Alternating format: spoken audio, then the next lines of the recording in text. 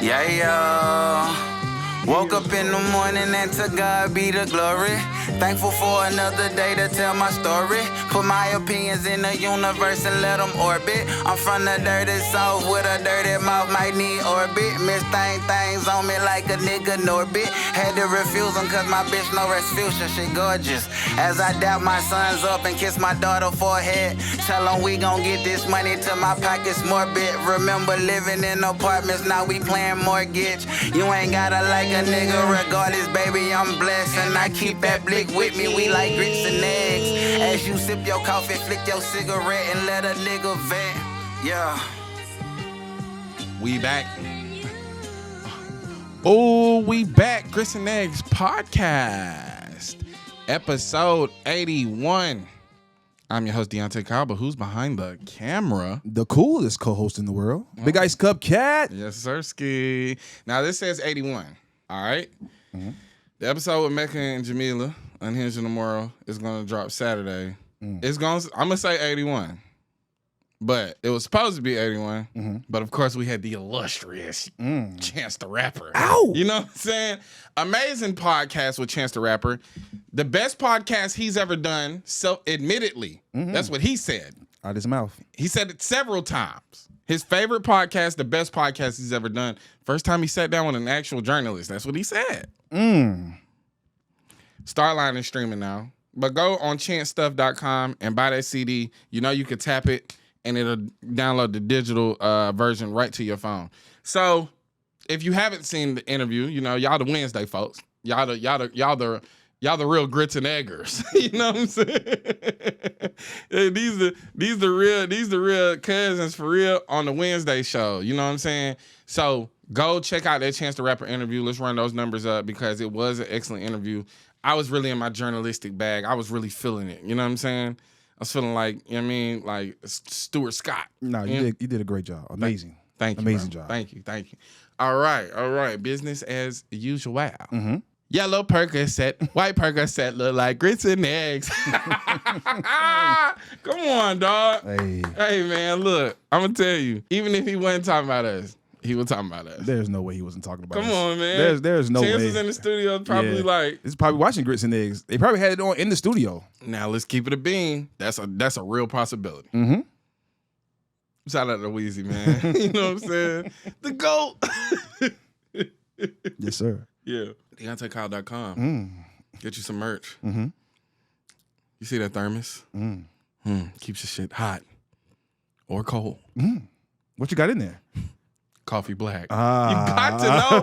Come on, man. Who you talking to? Yeah. If I'm sipping on some coffee, It's coffee black. it's coffee black. It came from Ethiopia. The motherland. Yeah, son. Mother of civilization. Cradle of civilization. Don't drop that shit. Don't drop that shit in there. Pray to God you don't drop that shit. 657-234-X. That's 657-234-3447. For your voicemails, we got some voicemails today. Deontay at DeontayKyle.com.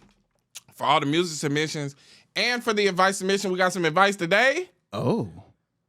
Is it messy? I don't know. I know what it ain't. Traumatic. Please not.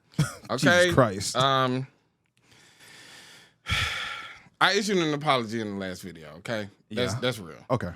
I can see the point where we took it too far. No, it went on for a little. It went on too long. It just went on too long. When we first said like, all right, let's get up out here, we should have got up out here. Yeah. It went on too long, and that'll get to the point where it get past humor, and then it start triggering people who have that experience. Yeah. Hey, the apology still stands. You know what I'm saying? But it wasn't personal. Hey, I done said this plenty of times before. I grew up in a household where I witnessed this shit. So sometimes the only way I know how to deal with shit is to laugh. Okay? Whether you agree with that being the position I take or not, that ain't here or there. I am who I am. Okay? I'm not a licensed therapist. I'm just another human being. If you want to remove the entire context of how we reacted to the actual video, telling Shorty to leave a nigga alone before he kill her, telling Shorty to tell her son the truth, if you want to remove that context and make it about the latter, That's fine. If you unsubscribed and you don't want to listen to the Grits and Eggs podcast no more, Godspeed. We wish you the best. Hopefully you'll spin back once you realize we all people. But the apology still stands. I do apologize if you was triggered. We're going to start screening. I try not to screen the stuff so we can have like a natural reaction to it. Yeah.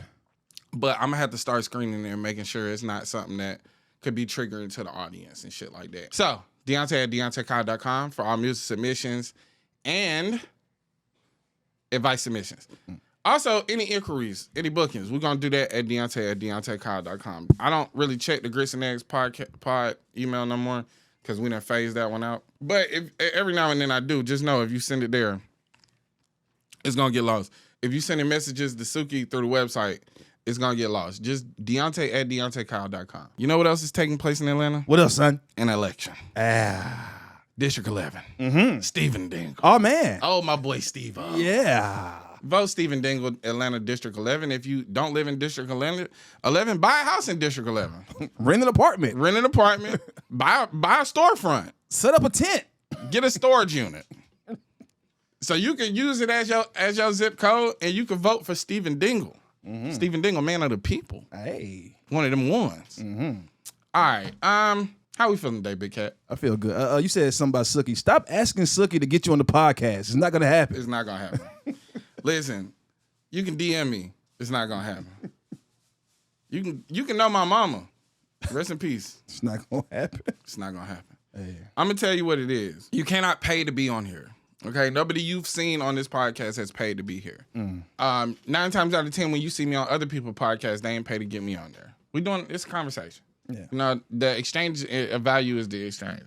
I think the thing is like, this is how people do away with the integrity of their show. Just allowing people to pay to play. If I don't genuinely vibe with you, if I don't listen to your music, if I'm not familiar with who you are as a person, regardless of what your talent might be, you're not gonna be on here because we ain't had nothing to talk about. Perfect example. Great episode with Kev on stage. Mm-hmm. I'm familiar with Kev. Yeah, I've been watching him since All Deaf. We've exchanged information. We've chatted. You know, we've gotten a feel and an understanding and get to know each other. Right. And also too, it doesn't have to be said, but I will say it just to show y'all what kind of man bruh is. You remember we had this purple speck on our shit, right? Mm-hmm. Kev seen that we had the dead pixel on there, and he asked me, he was like, bro, you don't got no more cameras? I was like, we got 2. I was like, but I'm finna get another one. He was like, how much that junk cost? I was like, it's like around $1,000. All I see is the Apple Pay shit start dialing up. Yeah. Iraq. Hey. That's how we got the new camera. So thank Kev on stage, bro. Thank Kev on stage. Shout out to Kev on stage. Shout out to Churchy Season 2 out now. Yes. Let's watch Churchy Season 2. Yes. Get it renewed for Season 3. Yes. So me and Big Cat can make a cameo. Exactly. The original man on Churchy. The original man in Churchy. Deontay and Churchy as a reformed street nigga that teaches Bible study now. You pastor. All I do is tell y'all about the streets. The original man on the corner. Yeah. Just screaming. Yeah. The original man that put down the Hebrew Israelite, he full Christian now. Yeah. But he still yells at people. He's still yelling at folks. He can't get it out of his system. But that just goes to show, like, perfect example. Big fan of Ab-Soul. For sure. Been listening to Ab-Soul since long term, too. That's why the interview is good. Mm-hmm. I'm familiar with his music. I know who he is. You know what I'm saying? We built a rapport with one another over the weeks leading up. Same thing, Chance the Rapper. Built a rapport. All of these guests are people that are fans of the show like I'm fans of them. Mm-hmm. That's the only way, to me, it works. Yeah. And I think just doing it as like, oh, this person want to come on. It's been plenty of people wanting to come on here, and it's not going to happen because what am I doing that for? Yeah. It's not organic. Yeah, man. We're not gonna water down the integrity of the show just for names. It's not gonna happen. You know what I'm saying? So, Kendrick next episode. Nah, speaking into existence. Yeah. Speaking into existence. Fuck, Next yeah. episode, Kendrick. Yeah. I would do an episode with Lil Wayne, but none of the reference points I'm gonna have, he gonna remember. So it's Nah, like he's not gonna remember nothing. he don't know nothing. You know what I'm saying? He don't even remember the Grits and Eggs bar at this point. He doesn't. That song ain't even been out long. Too many Percocets. Starline is an amazing album. For sure. I've been watching a lot of people rate it, and they have these rating systems, and they'll call certain songs perfect, certain songs A1, certain songs just good, certain songs mid. When I go and see your rating, and I see Colored People Problem and No More Old Men is not rated perfect, I know you're not black, and therefore your rating is invalid. It doesn't matter. It doesn't matter. Yeah, how'd you not rate those two songs? Because they're not black. It's perfect. They not black.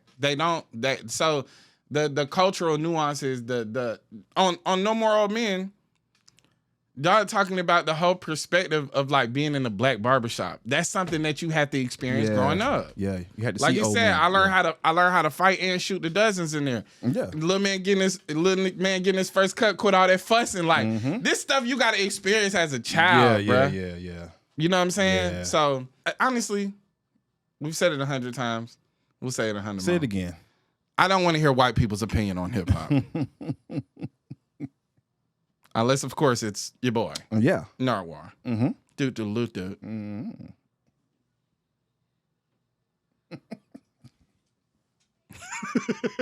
do that shit just because I know it's going to crack you up. So unless you've been living under a rock or you have a healthy relationship with your cell phone, black people have met our cousins in Scotland. Hey. Yeah, have you seeing that? I've seen it, yeah. Let's just say this. The Scottish are the most like closely related to us in the way that they carry themselves. They got drip for real. Yeah. They stylish as fuck. They got rhythm. They got rhythm. It's a lot of rhythm, you know. For you to be able to river dance. If you can river dance, son. Nah, pulling the kilt out though. Like making a kilt look good. That takes swag. Yeah. You know what I'm saying? But I think that there's like a misconception of like, oh, we discovered that. Bro, listen, we not ignorant, okay? Nobody is more aware of black people than the black American. Yeah. We know niggas is everywhere. Yeah. Come on, we watch it in colors. I'm telling you. They everywhere. Circumnavigated the planet. Yeah. We know niggas is everywhere. We waiting to see our black Irish cousins. I say that to say this though. Like the misconception, it's just that we don't normally see anything outside of ourselves on our For You page. Yeah. So for us to see y'all, hey, I got some heat out there. I ain't gonna lie. They got some heat out there. You know what I'm saying? Heat in Scottish. Yeah. I might have to go to Scotland. You know what I'm saying? Get the passport ready, baby. Hey, man, y'all know I ain't gonna hold you. You know I'm 30, 40% Scottish. It's just a natural fact. That you are. I don't know, but you can't trust Ancestry.com. Nah, you got to go to like a real. Yeah. They got to draw blood. I'm just gonna go to Scotland, just see how I vibe. You know how what I'm I saying? Go feel. to Glasgow. But yeah, so we meeting our Scottish cousins, and it's solidarity. The rapport between us and the Scots, it's love. Yeah. The black Scots and the black Americans is getting along, and who come hating? The black British. The fucking Brits. The British are coming anytime.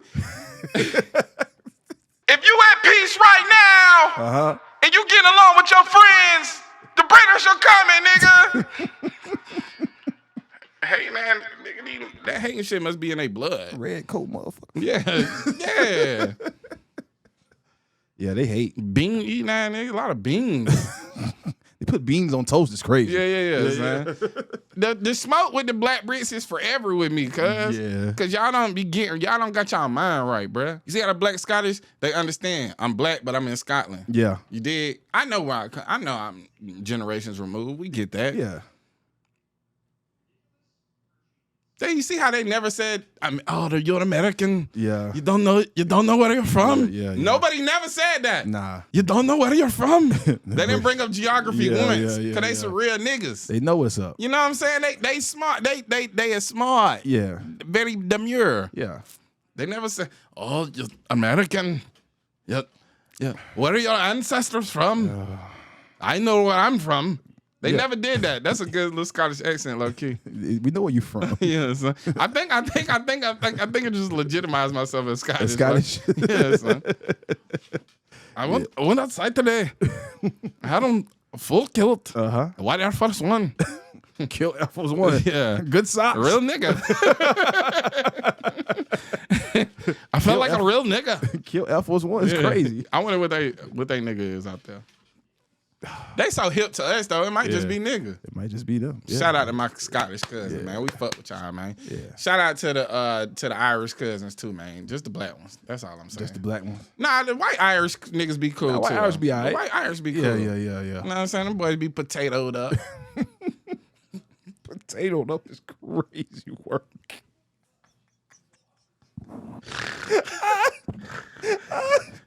To be potato. Oh shit. Nah, that's funny as hell. I ain't gonna lie, man. My one of my kin folks had went to Ireland. He was like, shouted. He was like, bro, they got like 6 foot black women with red hair out there, full Irish. He was like the coldest bitches you ever seen in your life. He from Atlanta. He like some of the coldest bitches I ever seen in my life. 6 foot red hair. 6 foot red headed black Irish woman. Yeah. I think they'd be like that in Scotland too, though, because we seen the Scottish gingers. Yeah. And you know what I'm saying? That'd be natural ginger hair. Yeah. The black American know about that. My cousin got natural ginger. Yeah. I think that's a real thing. The British got to stop being haters, bro. Like, is that a part of y'all program? Like, is that a part of the programming? They ain't got no flavors, huh? Yeah, they just be hating. I ain't gonna lie, them niggas is malnourished. Yeah. You know what I'm saying? Niggas is malnourished. Yeah, they ain't got no flavors, huh? Yeah, that's all that is. Chips. Yeah. So fish and chips. Yeah, they drink hot beer. It's crazy. They do? Yes. What you mean? It's like warm. It don't be cold. Like how you know if you get a cold mug, it should be warm. Yeah, the Irish wouldn't go for that. No. They want that shit cold. The cold, yeah. Cold pint. Yeah, they put that shit outside in the snow. They just yeah, put that straight shit up, outside. son. Yeah. The American, the Irish, and the Scot, we ain't going for that warm beer shit. No. You niggas need to step your fucking game up and stop hating, man. And I think because it's like Nova Scotia and even Nova Scotia, black people, hockey invented. First of all, the Scotians, yeah, it's a real niggas, man. Yeah, you know what I'm yeah, saying? yeah. They American niggas. Yeah. They ran away. Yeah. They were Harriet them. That's Harriet lineage. That's what I'm saying. You know what I'm saying? Do the knowledge. Do the knowledge on Nova Scotians. Black people invented hockey. Yeah. You ain't seen a nigga in hockey since. I mean, yeah, you have. We have. It's just, you know, just semantics. You know what I'm saying? I know. I'm gonna keep it real before we start diving into some of these more serious events. Patreon giveaway. One of the cousins donated $1,000 to the Patreon. Ooh. That will pay for the subscription for 125 new Patreon users for 1 month. So when this airs on the 20th, if you subscribe that day, I'm pretty sure those slots will fill up pretty fast. I'm gonna post a link.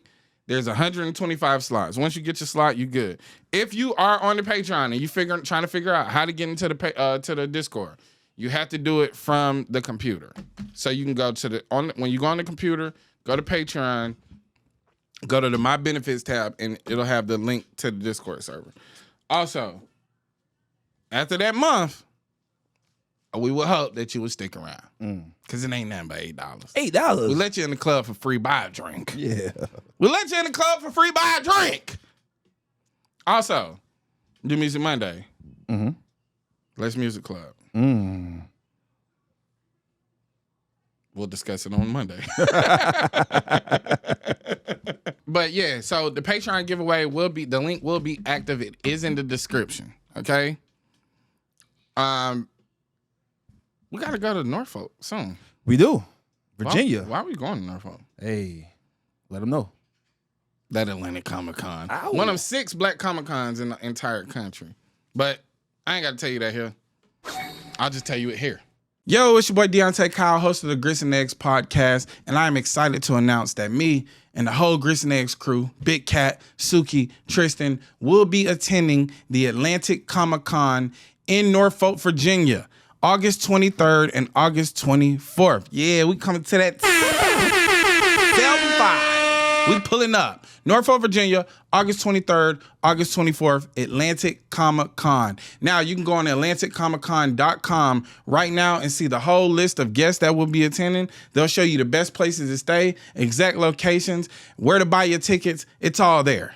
It's all there and it's spelled out. They didn't cover every base. Now, as far as our participation, on August 23rd, we will be hosting a meet and greet. We're going to have our own booth. We're going to be in there flicking it up. We're going to have the merch available. And we're going to be there live and in the flesh, kissing babies, you know what I'm saying, hugging the people, shaking the hands of the people, doing all that good thing. But on August 24th, we will be hosting a live recording of the Grits and Eggs podcast. It'll be a live show with our special guest, the Conscious Lee. Now, what we're going to be discussing there is along the lines of the mission of the Atlantic Comic Con, being that it's only one of 6 Black Comic Con events in America.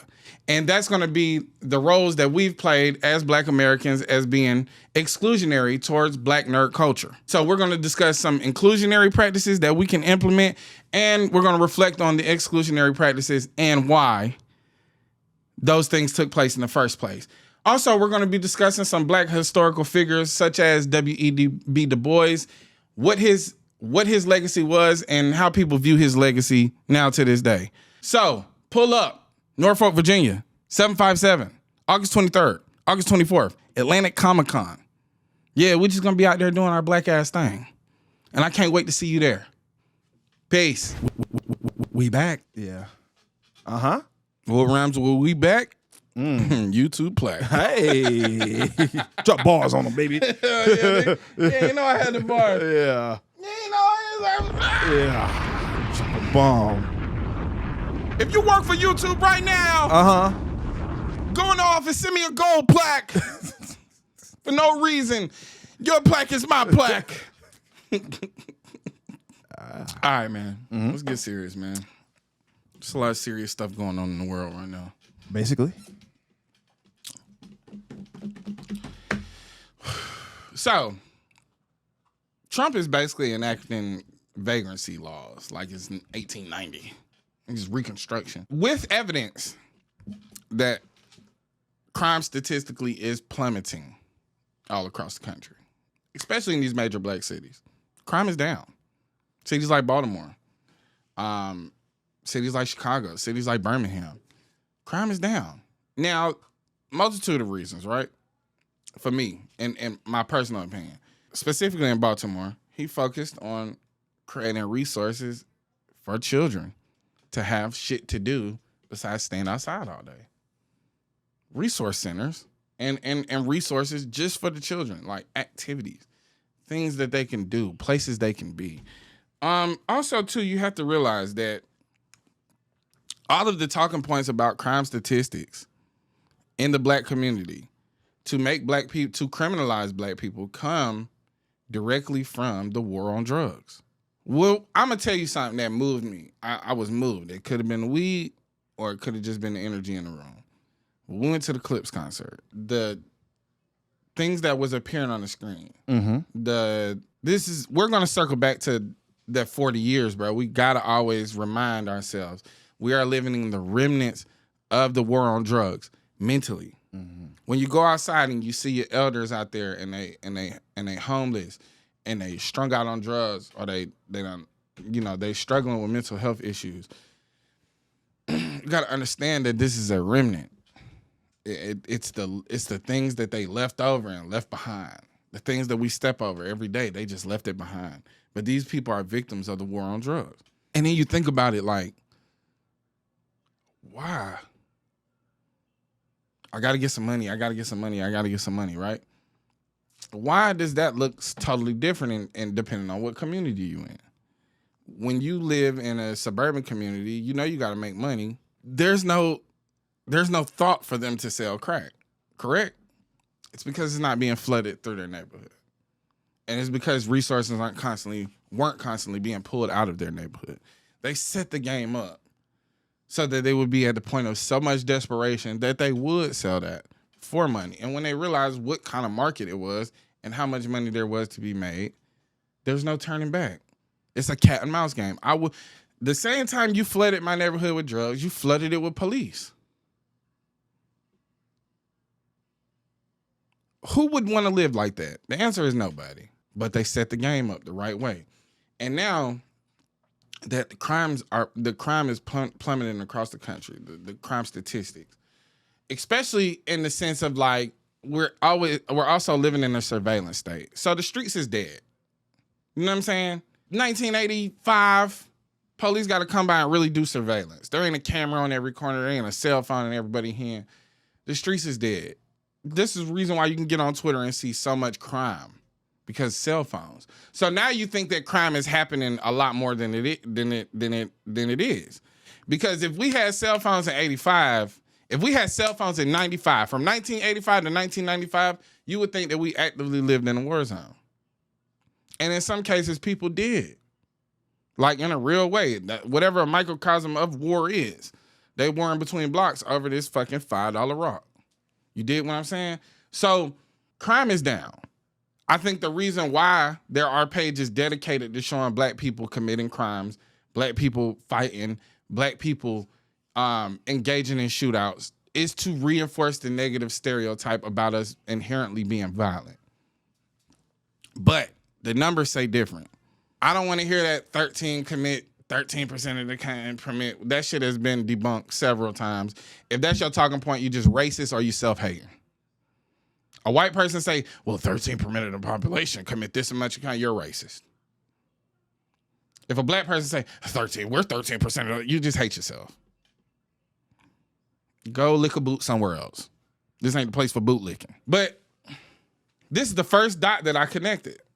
Why deploy the National Guard? Why enact martial law and deploy an arm of fascism in a city that's been relatively safe?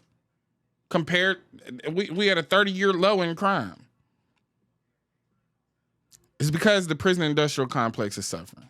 And as crime plummets nationally, they're going to criminalize black skin. This is what this attack is on. We know ICE is an attack on brown people. You know, we know this attack on all people of color, but especially brown people who have assumed the face of the immigrant, the alien. We know he's talking about Hispanic people when he says that. When he talks about reining in crime, he's talking about black people. We know that this country has strategically made crime synonymous with black. If you're a MAGA, you're a coward. You're a coward, you're a pussy, you're submissive. You're a submissive man. You know what I'm saying? You like that power. You like Trump is your daddy. Because not only is it a tool of distraction, the more people start talking about him being in the Epstein files, and it's been confirmed that he's in the Epstein files, telling the stuff we already know. Now he wants to deploy and distract. And telling the police they can do whatever they want. Well, police, 9 out of 10, pussy, power hungry, God complex, and know that it's fair game to brutalize black people. They know it's fair game. I know. But it's just this is the prison industrial complex has to be suffering. So this is a twofer. You know what I'm saying? It distracts them from him, which we not distracted by it, my nigga. We know that you on them lists. We know that your cronies is on them lists. But the more it all seems to be happening all at the same time, correct? This is Project 2025. 300,000 black women out of jobs. The most educated by race and gender in the country. The most qualified for the jobs are out of jobs. AI being used as a tool of racism to dismiss or disqualify black applicants. Okay, so as our unemployment rate goes up, but the crime rates are going down, the prison industrial complex is suffering.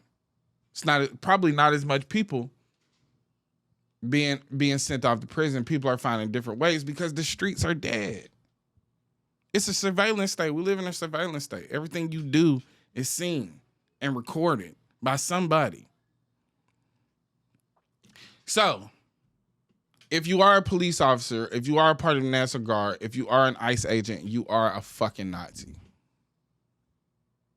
Period, point blank. The notion of us being civilians, civilians. You know, that's how they refer to us, people in the military. Civilians. The notion of us being civilians keeps the soldier out of revolution, keeps the soldier from resisting. Outside of that contract, that contractual obligation they have to Uncle Sam, what can you do for your country? You can resist. You can say no. You can't tell me that you're here to protect the rights of the citizens, right? That's why you enlisted. You wanted to protect the rights of Americans. And then turn around and turn the gun on Americans. I'm going to do something different. Instead of me giving my spiel, that's my spiel on it, right? I'm not in DC. So I want to call people that's actually boots on the ground. I want to make some phone calls to people. Yo, what's happening? Hey. All right, so we are live on the show. So introduce yourself, let the people know who you are, where you're from, and what you do. Hey, so I go by Rivera. I live in DC. I'm an East Coast baby. I've lived in Baltimore, New York, Florida, but I've resided in DC for like a decade at this point. So I do community work with like gardening and food autonomy, big on that at this chapter of my activism, but I have a long history of being involved with activism per Dream Defenders in Florida, like when George Zimmerman fatally shot Trayvon Martin. Like that was a huge call to action for my community in Tallahassee at the time. So I was present at the formation of Dream Defenders and have a long history of like being associated with them, being in proximity to them. But yeah, we here in DC now. The point, the reason why I wanted to call you is because I can speculate on what my opinion is from it being on the outside looking in, but I won't know what that looked like from actually living there. So this been going on for the better part of a week now, yeah? So if today is Sunday, it's been happening since, about a week and 2 days. There has been an increase in police, in all kinds of uniformed police, federalized agents that are donning like bulletproof vests, you know what I'm saying, and complete militarized gear. Even for agencies that I've never seen before, sporting militarized gear. There was a day last week where there were multiple cars staked out of a neighbor's house on the street I live. And I referred to them as secret police because they had they had a acronym on their chest that I'd never seen before. And I saw them again, and I got to Google it, and it was the Court Services and Offender Supervision Agency, which basically deliver paperwork, but they were completely donning like military fatigue, like completely donning, like dressed to the nines and like bulletproof vests. You know what I'm saying? Like it's been excessive. Yeah, so he's basically giving like any government official, like they could just act however the fuck they want. They could because that wouldn't even make sense for them to have tactical gear unless they are aware that they're in a war zone type shit. Exactly. Yeah, and that's the part that's been it feels like is very specifically like a tool of intimidation for our communities, because like court services and offender supervisions are there to deliver paperwork. Like, you know what I mean? Allegedly that's a program that is supposed to be reducing recidivism, right? But it's like they're delivering paperwork, getting signatures. Why do they need tactical gear? Furthermore, like last Saturday, the boys on the block, I feel very safe with the boys on the block, like personally. The boys on my block, like I don't feel unsafe by the houseless man, the homeless man on the end of my block who tells me my cute little thrift store outfits are cute. You know what I'm saying? I ask him if he has water. That's like where mutual aid starts. The people who are homeless, who I see frequently on my block, it's like we look out for each other, right? Like it's extra eyes. And I think that people underestimate, or they don't really understand the context for niggas being on the stoop, you know what I'm saying? For people being on the block to have their drink and have their smoke. It is honestly a form of neighborhood watch to ensure that police brutality isn't happening to us. Like, people don't understand why, you know what I'm saying? And so you have people trivializing, well, can't they smoke and drink inside? Or, you know what I'm saying? Like, well, they shouldn't be out there, when it's not illegal in DC to be on your stoop. Also, it's not too, illegal. like, people can go and do whatever the fuck they want to do. I think that there's this idea of, like, white people specifically is like, they want everything to be quiet and unseen. Yeah. And the only people that like shit like that, the only people that want everything to be quiet and unseen are liars and people who are doing dirty shit when can't nobody see it. Right. People who have something to hide. Correct. And it's anti to our culture. You know what I'm saying? Where we're on the porch and, you know, or folks might be on the porch or on the block having their drink, having their smoke. And it honestly strengthens community to see the same people every day and to be like, hey, how are you? Hey, what's going on with you? For us to be able to verbally check in with each other and build like familiarity. But the first night that I saw like the excessive, like it was last Saturday, not yesterday, but the Saturday prior, that this like cop, this brown guy came on the block and was basically trying to be like, y'all can't have these containers. And everybody was just kind of looking at him like, what? Like, you know what I mean? And he looked real confused, and you know, it was just him. And so he looked overwhelmed, and it was funny because as much as he came there trying to assert his authority, like he quickly left because he had no reasonable cause to be doing that. And like folks know their rights. Yeah, but it's also like this impunity and this arrogance that they've been allowed to walk around with, like this God complex, like what I say goes. And a lot of times, all it takes is for somebody to challenge that authority is for them to escalate the situation, because oftentimes people aren't operating outside of the law. Like freedom of speech is a real thing. I can say anything I want to you so long as it's not a threat. But because a threat of violence, but because they have this assumed authority and God complex, if it's not complete compliance, then it's seen as illegal to them. Right. And that's a huge factor. And that was last Saturday. And then this past week, I've seen the DEA stroll through the nearest park that's at the end of my block. So I live in Ward 8. I live literally nearby the intersection of, like, you know, Malcolm X, Martin Luther King. Like, I live in the black, like a very black part of town. And I'm extremely comfortable here. I feel extremely safe.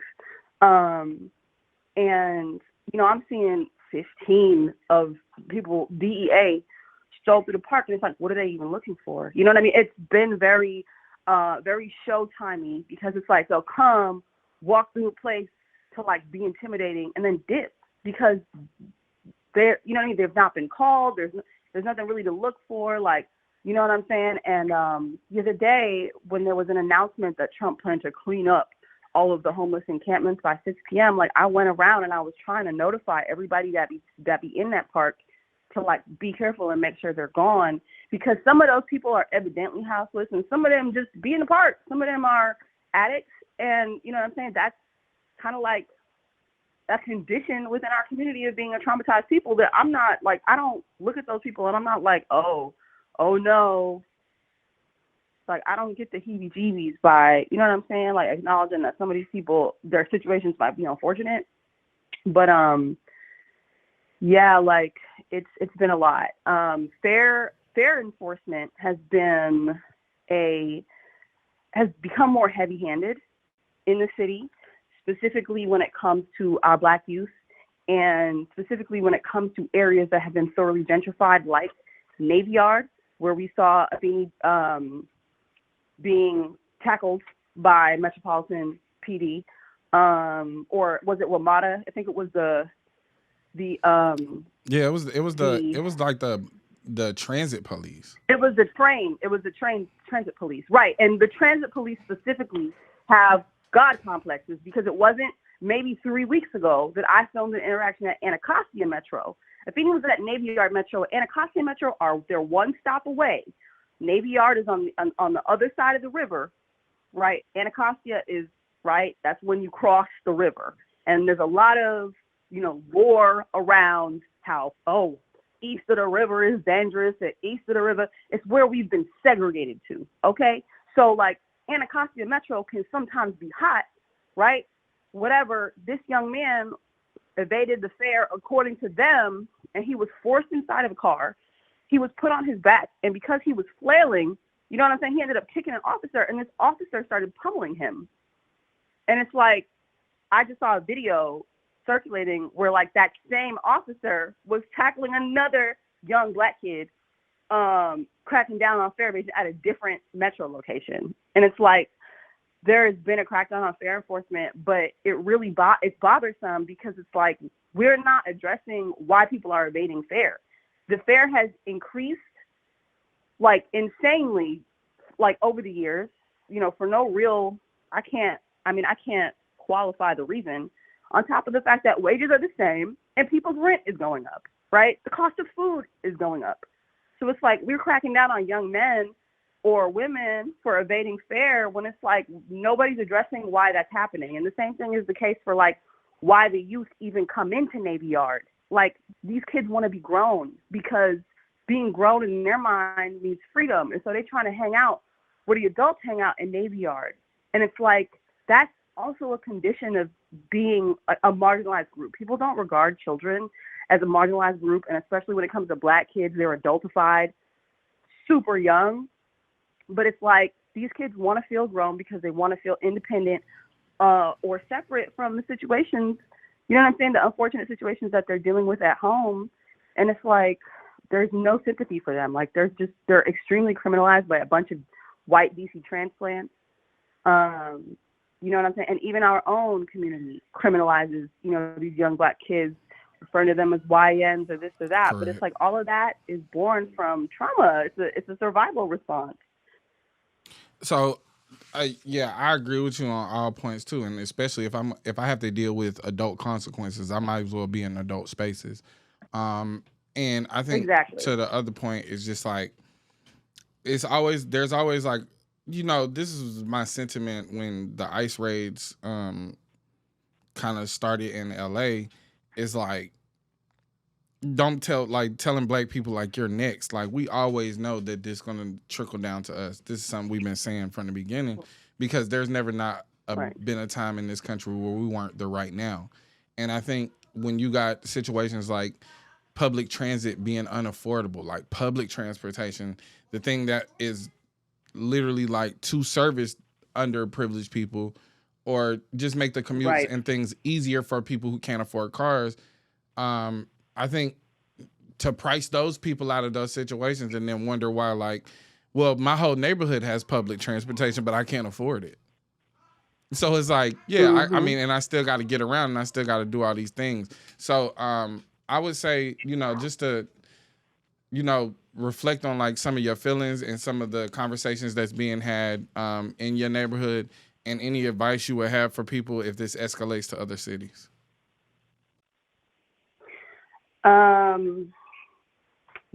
I think that it's going to escalate. Per your comments about how, it'll always come back to us. It started with us. Like, we've been screaming about Trayvon, Sandra Bland, Mike Brown. Like, this use of excessive force that we're seeing is simply spreading into other sectors of law enforcement. Now, per ICE raids, ICE itself has been birthed from the prison industrial complex that was targeted to the Black community first, per Reaganomics, right?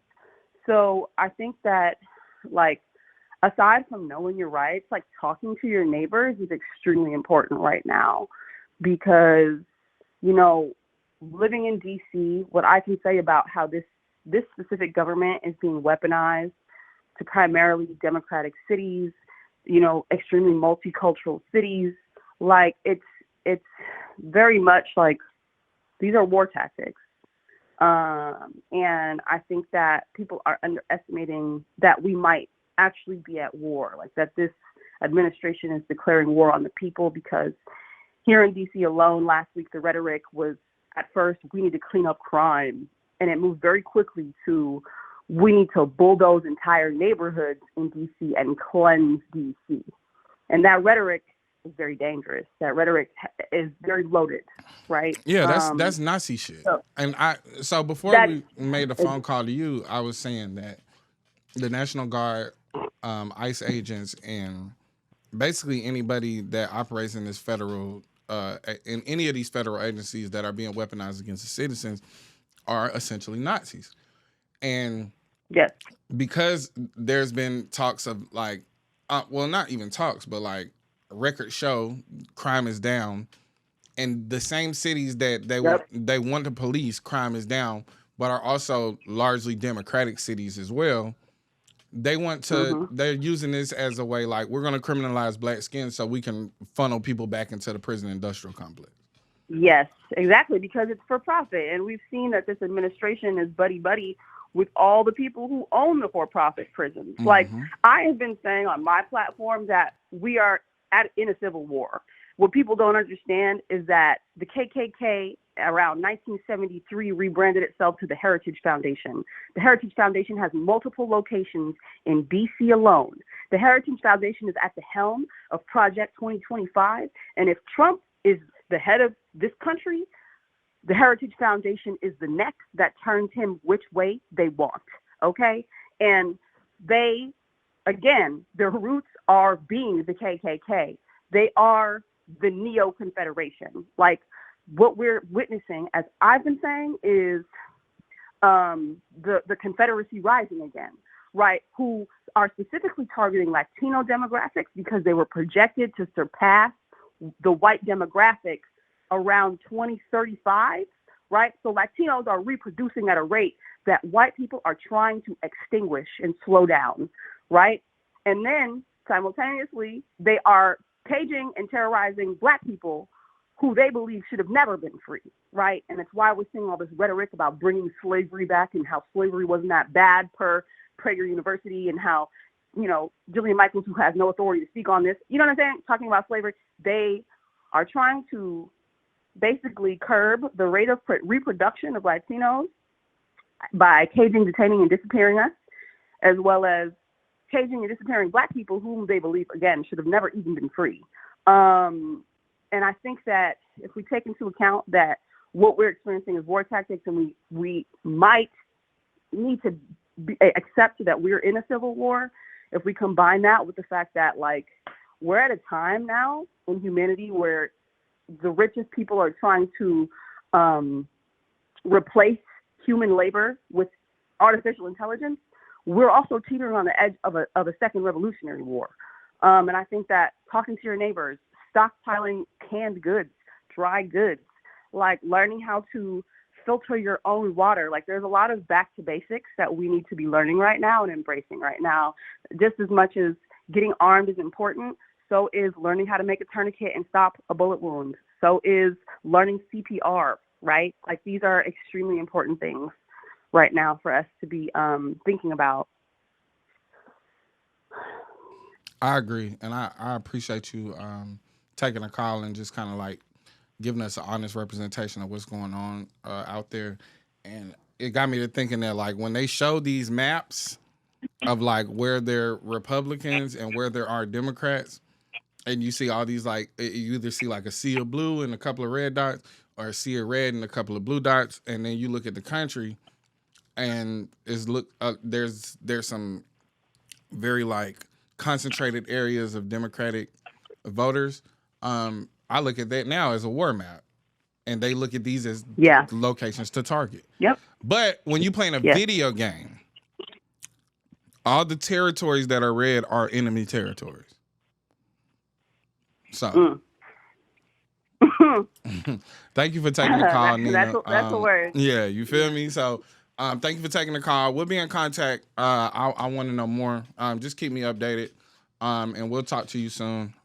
Tell the people where they can find you, though. It's a pleasure. I appreciate you giving me a call. Y'all can find me online, Instagram, TikTok, threads, it's at ITS Nina Rivera, right? So it's Nina Rivera I got online. you. We'll put it on the screen. Appreciate you. All right, no doubt. We'll talk soon. All right. All right. Peace. Peace. Check.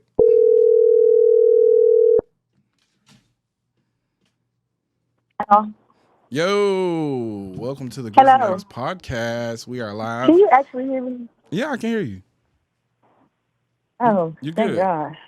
All right. Something there. All right, so let the people know who you are. Hi. My name is Apheni. Hey. I'm an organizer in DC. They done freed you out the bean. Like shit, you heard shit. Yeah. So the premise of today's call is this: we want to talk to people that are actually on the streets and are experiencing the terrorism that's going on in DC. And you know, you went viral recently for being brutalized by the Metro PD, the transit police, and locked up. And, you know, motherfuckers wasn't leaving from outside that station until they let you free, and they did let you free. But I kind of want to just, you know, want you to walk us through that if it's not too much to ask. And then, you know, kind of like what that experience was for you personally, and then what your organization is doing and experiencing out there in DC right now. So the floor is yours. Yeah. Well, first of all, like, in order to understand what happened last night, like, you have to understand what kind of environment we're living in DC, especially like such a hyper surveilled, very much like high police presence, like federal police, a lot of federal property, a lot of federal laws. And there's also a local police department that the president is fighting for control of that has $600 million in it, funding it, because the city of DC has always prioritized criminalizing people more than they have actually prioritized fixing the issues that are at hand. What happened last night was because we were outside cop watching. We were watching the very large federal police presence in Navy Yard. And we were also letting the youth know, like, that these federal police are out here to snatch them, to stop them, to harass them. And we were walking kids to the metro. We were helping kids get home. And it wasn't just myself out there. There were 13 other people out there. My comrade Frankie was also out there. You know, and Harriet's Wildest Dreams does a lot of really great work in DC as far as like police accountability, court support, and jail support. So this is something that we've done regularly, that we've been doing for years. But because of the over-militarization of the police force, because of the addition of federal police forces and the authoritarian takeover of DC, this situation escalated a lot quicker than other cop watching situations do. Honestly, cop watching is not usually something you get arrested for, even if you are heckling them, even if you are cussing them out, and I did, and I'll do it again. That's just not usually something that happens. But when we were getting ready to leave, we were going down the escalator, and there were three young boys that were going up the escalator. The way Navy Yard is set up is there's the trains are downstairs, and there's a very long escalator, and then the platform and the turnstiles are like upstairs right before you get out the exit. So we were telling them when they were downstairs, and also when they were on the escalator, like, hey, y'all, like, there is a very high federal police presence, like this youth curfew, they're here to enforce it. I don't know if you know about it, but you should probably go home. Like, we're not trying to police the youth. We want them to be able to have fun. But at this time, it's just generally not safe for them to be outside. So they didn't even get past the turnstiles. Like, they got stopped by Metro PD. They said that they were doing fare evasion. Kids ride free usually in DC. So, you know, that's a conversation in and of itself, or whether they even should have been stopped to begin with. But myself and the rest of the people that were doing cop watching, we stayed and we recorded, and, you know, I called them a couple bitches and hoes because they are bitches and hoes. So, Agreed. yeah, like, Agreed. as Which is You perfectly know, within and your as rights to things do. absolutely like, let's be very clear. It's your First Amendment right to cuss these motherfuckers out. Period. White people do it all the time. They wave guns at the motherfuckers, all different types of shit. So it is your First Amendment right to cuss the motherfuckers out.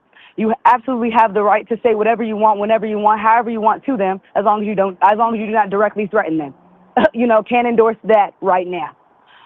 But what I'm saying is just like the way that they stopped them, the way that they were so aggressive with them, like there were other adults, like other people who weren't a part of the cop watch that also were like, y'all are doing too much. The station manager was like, I saw them tap their card. So we were basically like demanding, like, leave them alone. Like they're here, they're with adults, like we can make sure that they get home, but y'all pressing them and doing all this extra shit, like that's not necessary. And they tried to clear the station, like, because first it was just Metro Transit, and then FBI, Homeland Security, and another federal agency that I can't remember right now. They all, like, came as well. So the situation was starting to escalate, like, in police presence, and also, and just, like, you could feel, like, the tension was getting higher as well. And so I used a Metro card to tap through the turnstile and to stand on the other side, because if they're clearing people to the exit, well, I'm on the other side of the turnstile and I'm not obstructing your investigation, but I am going to continue to record you as you talk to these children without legal representation, their parents, or anything else. And yeah, like the Sergeant Deal, he wants to be very famous, so we got to make sure that Sergeant Deal is nice and famous. He decided to tap his fucked up haircut through the turnstile, and he said that I did fare evasion. I tapped the card. The station manager said I tapped the card. Everybody else witnessed me tap the card. So it wasn't even 2 minutes. Like, it wasn't even 2 minutes. And he had his hands on me. And, like, they pepper sprayed me, but my eyes were closed. So for a while, it was just on the outside of my face. Like, I could feel my face burning. And, like, they, like, put me on the ground. And I'm not really sure, like, which direction they walked me in. But yeah, like, I couldn't see shit. They put the handcuffs was tight as shit. Like, there's a whole bunch of shit going on. They poured water down the front of me, so the pepper spray went down the whole front of my body. Like, everything was burning at that point. And yeah, like, the video that everybody has seen was taken while I was being walked to the car. When I could finally, like, actually see, I realized it was, like, around, like, 10:30. So usually how the process in DC works is you get put, like, in a car, you get driven to a precinct, like a local precinct if you're not getting arrested by local, and they prosecute you and send you to Central. I sat in one car for about 45 minutes to an hour. They drove me around the block somewhere. They transferred me to another car. I sat in that. They searched me and they took all of my shit out of my pockets in public. Like, they were all type, like, doing groin searches, all of that outside on fucking K Street. And if anybody who knows DC knows that shit is busy as fuck on a Friday night. So people were recording me and shit. And Do you feel after that, do you feel like they was trying to make an example out of you? absolutely. And they're not just trying to make an example of me. They're trying to make an example out of every single one of these kids that they take a picture of and they put on the fucking internet on the White House Twitter. Every single White House propaganda video that you see of people being walked up and down by ICE, those migrants, they're trying to make an example out of them too. This is what they're doing. This is what they're trying to do. Like, I remember even before before they took me on this little trip to spin around the block, that there was a DHS person with their face covered that took a picture of me with his phone. So if I end up on the fucking White House Twitter as one of those arrested photos with the little black and white lettering, just know that it's a part of the fucking propaganda, and that there's not a whole bunch of violent fucking crime happening in D.C. Crime is lower than it has been in 30 years in D.C., actually. So, yeah, like... So we had spoke to that earlier. Before I made these phone calls, I spoke to like what my perspective is, and with crime being down not only in DC but Baltimore, Birmingham, and literally all across the country, crime is down significantly as we get further and further away from the war on drugs and the kind of behaviors that it enacted in our neighborhoods that would push us into the prison industrial complex. I'm looking at this like vagrancy laws like it's like 1890, like because the prison industrial complex is suffering, because the streets is dead due to like over surveillance and just us realizing like how we was funneled into that industrial complex due to the war on drugs. It's almost like, well, now they want to recriminalize black skin all over again to kind of push us and funnel us back into the prisons because the numbers are down nationally. Do you kind of echo those sentiments? Absolutely. Like, here's the thing. They've had me in a fucking cruiser for 8 hours. After they took me to the hospital and they did nothing for me, did not wipe my eyelids off, nothing. I was pepper sprayed over and over and over again. Every single time I sweat, every single time I cried, anything I did. My hair was covered in that shit. They are trying to dehumanize people. Every single time you see Donald Trump or any of these people on the internet, or even other black people that you see talking about the black on black crime problem, talking about the violence in our neighborhoods, talking about all this shit, and they're not actually talking about the root causes of that shit. They're not talking about the fact that niggas is losing their housing, niggas is losing their health care. They're not talking about the fact that people are being trapped out of the traditional economy and job opportunities and places like that.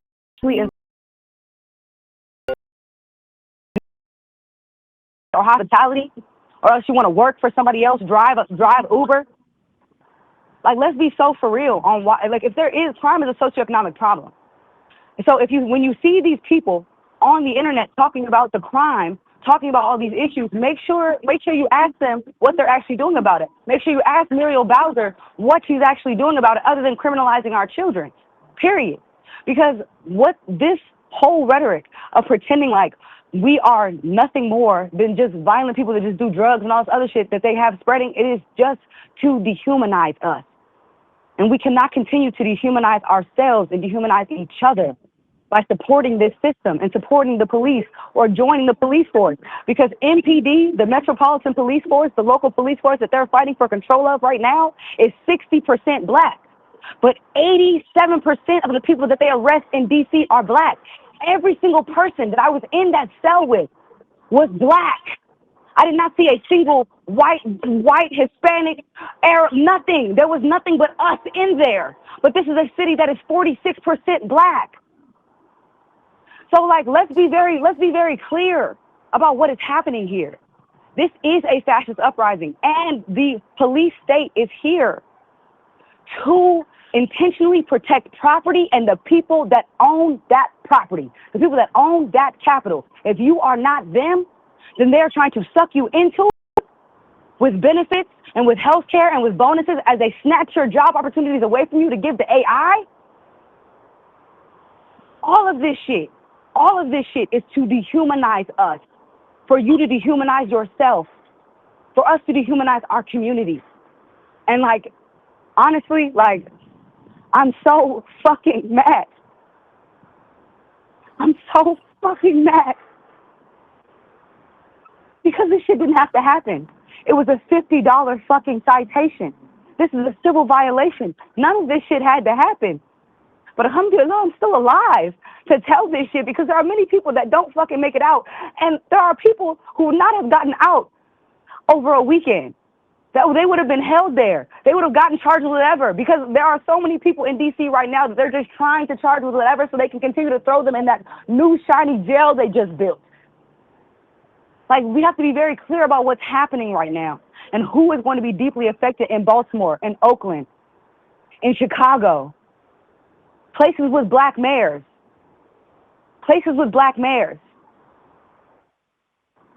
Like, we just have to be very clear about who we are and who they are, because they're clear.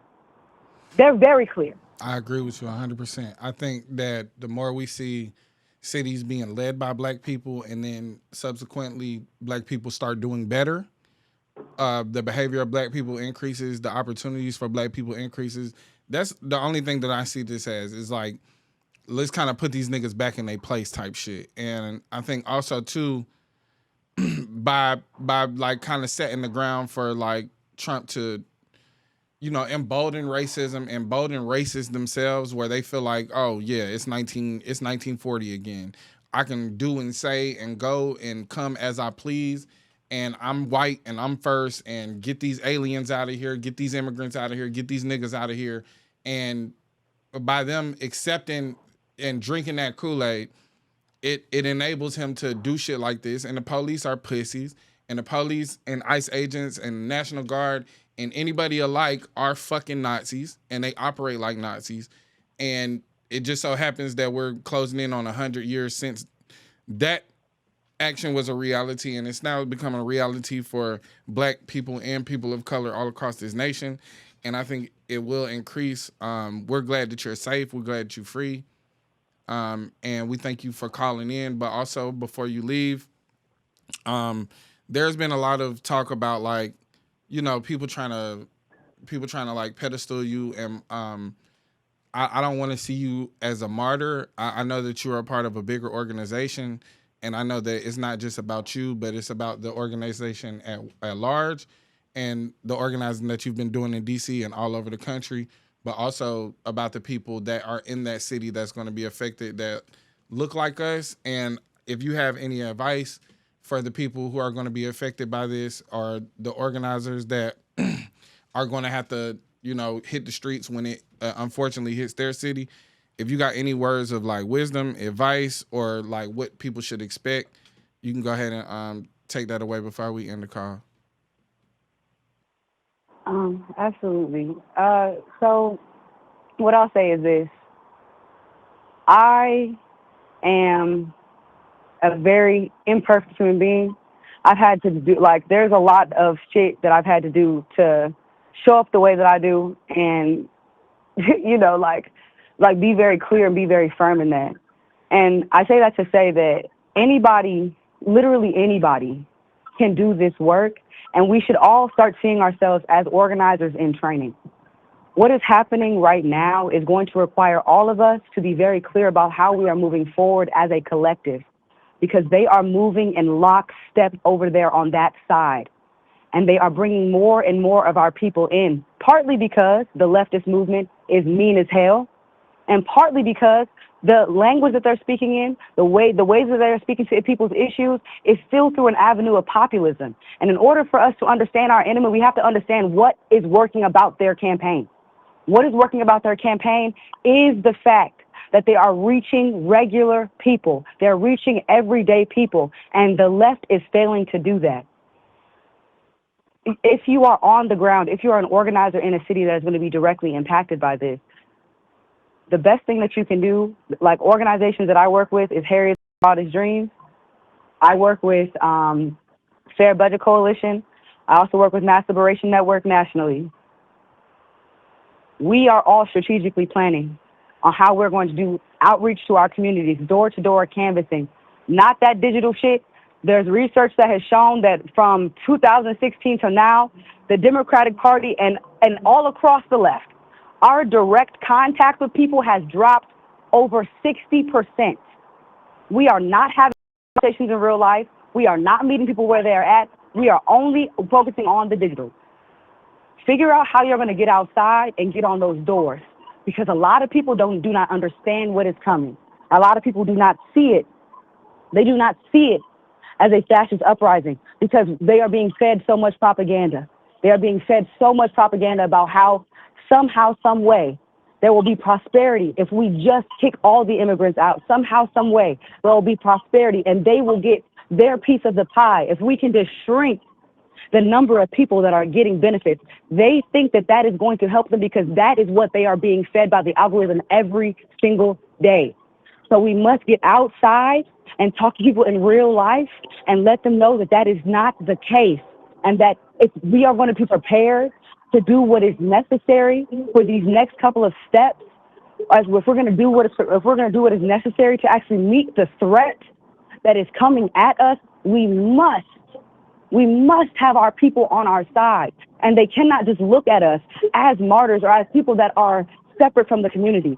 I am deep in my community. I organize, and I organize fucking hard, and anybody can do it. I was a bottle girl and a party promoter 5 years ago. Anybody can do it, truly. So, like, this whole experience, like, has showed me how human I am also. Like, it was very painful. I sat in pepper spray for almost 18 hours. That shit was terrible. There are some sacrifices that are going to have to be made, but the violence is coming to your doorstep no matter what. They are stopping niggas on their stoops while they're smoking and drinking during the summertime. People live in apartments with 5, 6, 7, 8 people. I used to live in a house with an intergenerational household. I would stay out till 10:32 because it was hot in there, lots of niggas. So just understand that they are coming for you for just existing, period. Man, thank you for sharing your experience. Thank you. First of all, we sorry that shit happened to you, and it's unfortunate that it's happening to anybody. But we're glad you're safe. We're glad you're outside. Thank you for the work that you do. Thank you for your presence, not only online but outside, and continue to do the work. And to your sentiment that anybody can do this work, I think it's very real. I think that there's a complexity that goes on with people where they think that this is a extremely difficult task to take on, but it's literally just being outside and meeting people where they are with your messaging. And also, like you said, it's the uncomfortable thing. You're gonna be up against a lot of rejection from people that don't understand your politics or refuse to believe what's coming down the line. And also too, there's this idea that if I just make a post about it online, then I did enough. And if I send out a tweet and make people aware that I've done enough. But the thing is like the motherfuckers that's brutalizing people aren't tweeting; they're outside. So if they outside, we got to be outside too. All right, we'll talk soon. Thank you for calling in. And again, follow Apheni X, Facts and Fire on all socials. But again, we're glad you're free. We're glad that you're safe. And it was unfortunate that you had to go through that. But thank you for sharing your experience here on the Grist and Eggs podcast. Of course. Thank you so much. Love you guys. Bye, friends. All right, bye. Talk to you later.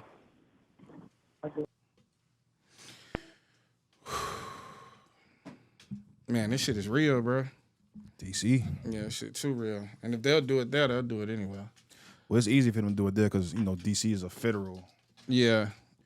Like she was saying, it's federal. It's federal. Even if you like the smallest crimes, you get sent to federal prison in DC. That's fucked up. Yeah. Call from. Yo, what's good, brothers? Yo, what's good, bro? Coolin'. We can chop it up on some personal shit later, but I was still trying to just get some more phone calls from people that's out there that's kind of being affected by it, but can see it from the ground too. Instead of just kind of like putting my name out there and putting my piece out there.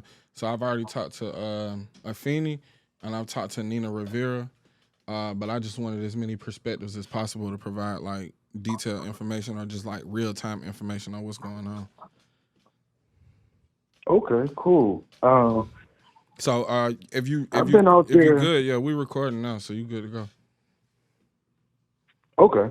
Yeah, I mean, I've been out there pretty much every day over the weekend, and I mean, um, I'm teleworking right now, so I haven't really been in there today. But basically, I'm seeing a lot of like tents, like they're going down the tents, they taking them down, they bulldozing tents, they putting them in the back of trash trucks, dump trucks, people's belongings, personal belongings, and I think that was the most heartbreaking moment for most people to see and realize that. Other than that, I've seen like friends, they down there, like I know a lot of educators, so they're showing videos of their students in the neighborhoods. They're going down to the hoods and just basically harassing people, like searching people, chasing people in their building. They actually like people, just, normal people on the block just drinking, maybe smoking some weed or something like that. They're not really doing anything like that.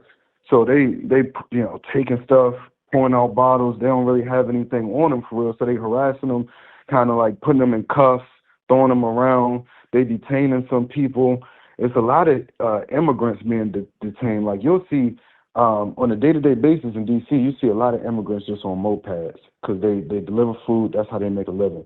And you're just seeing a lot of them being stopped like for no reason. I seen one of them be stopped. They said your tax was messed up.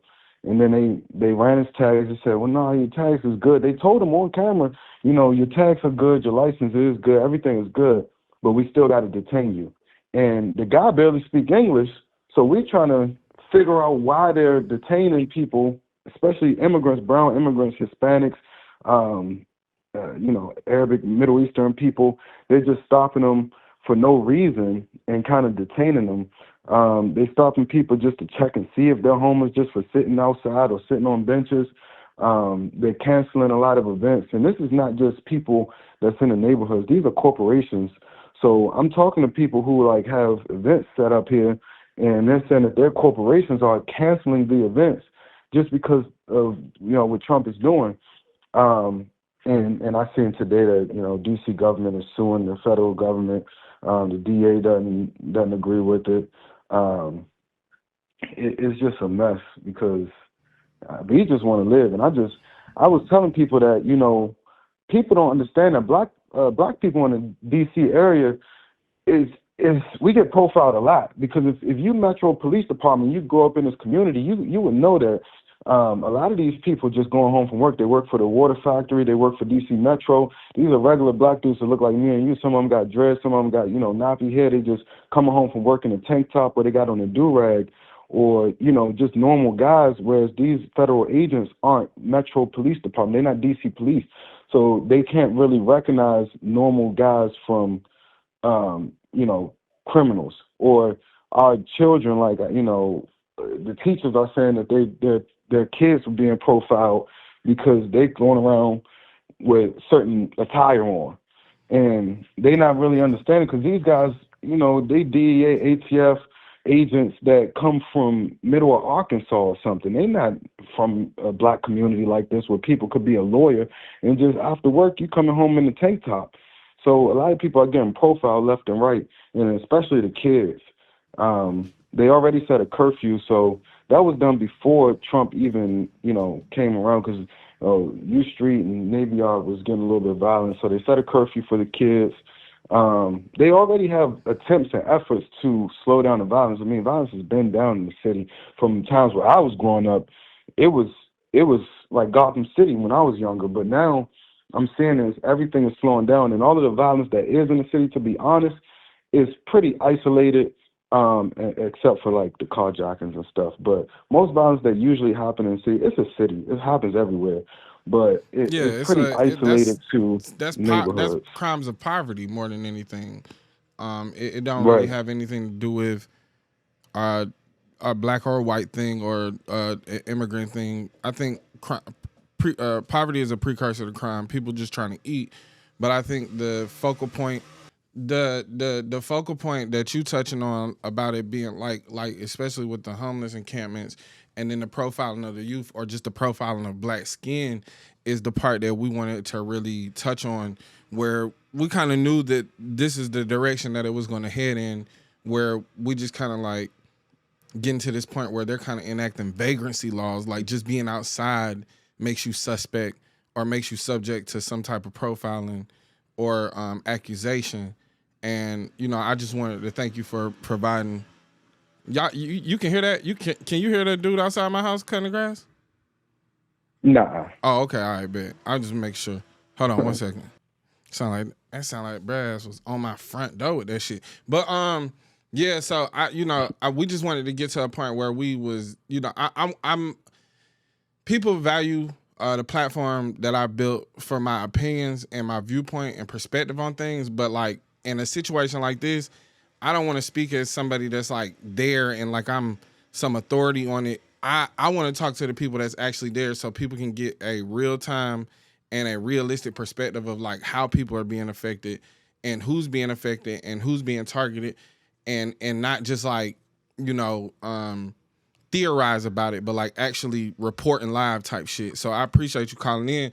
If it's anything else you want to share, I'm down. We got time. I ain't on no time limit. But also before you do that, I want you to introduce yourself and tell people who you are and where you from. I'm the neighborhood Alki. Everybody call me Black. If you're from the DMV, everybody know me as Black. I'm from all over the DC and PG County and DMV area, so I've been here all my life.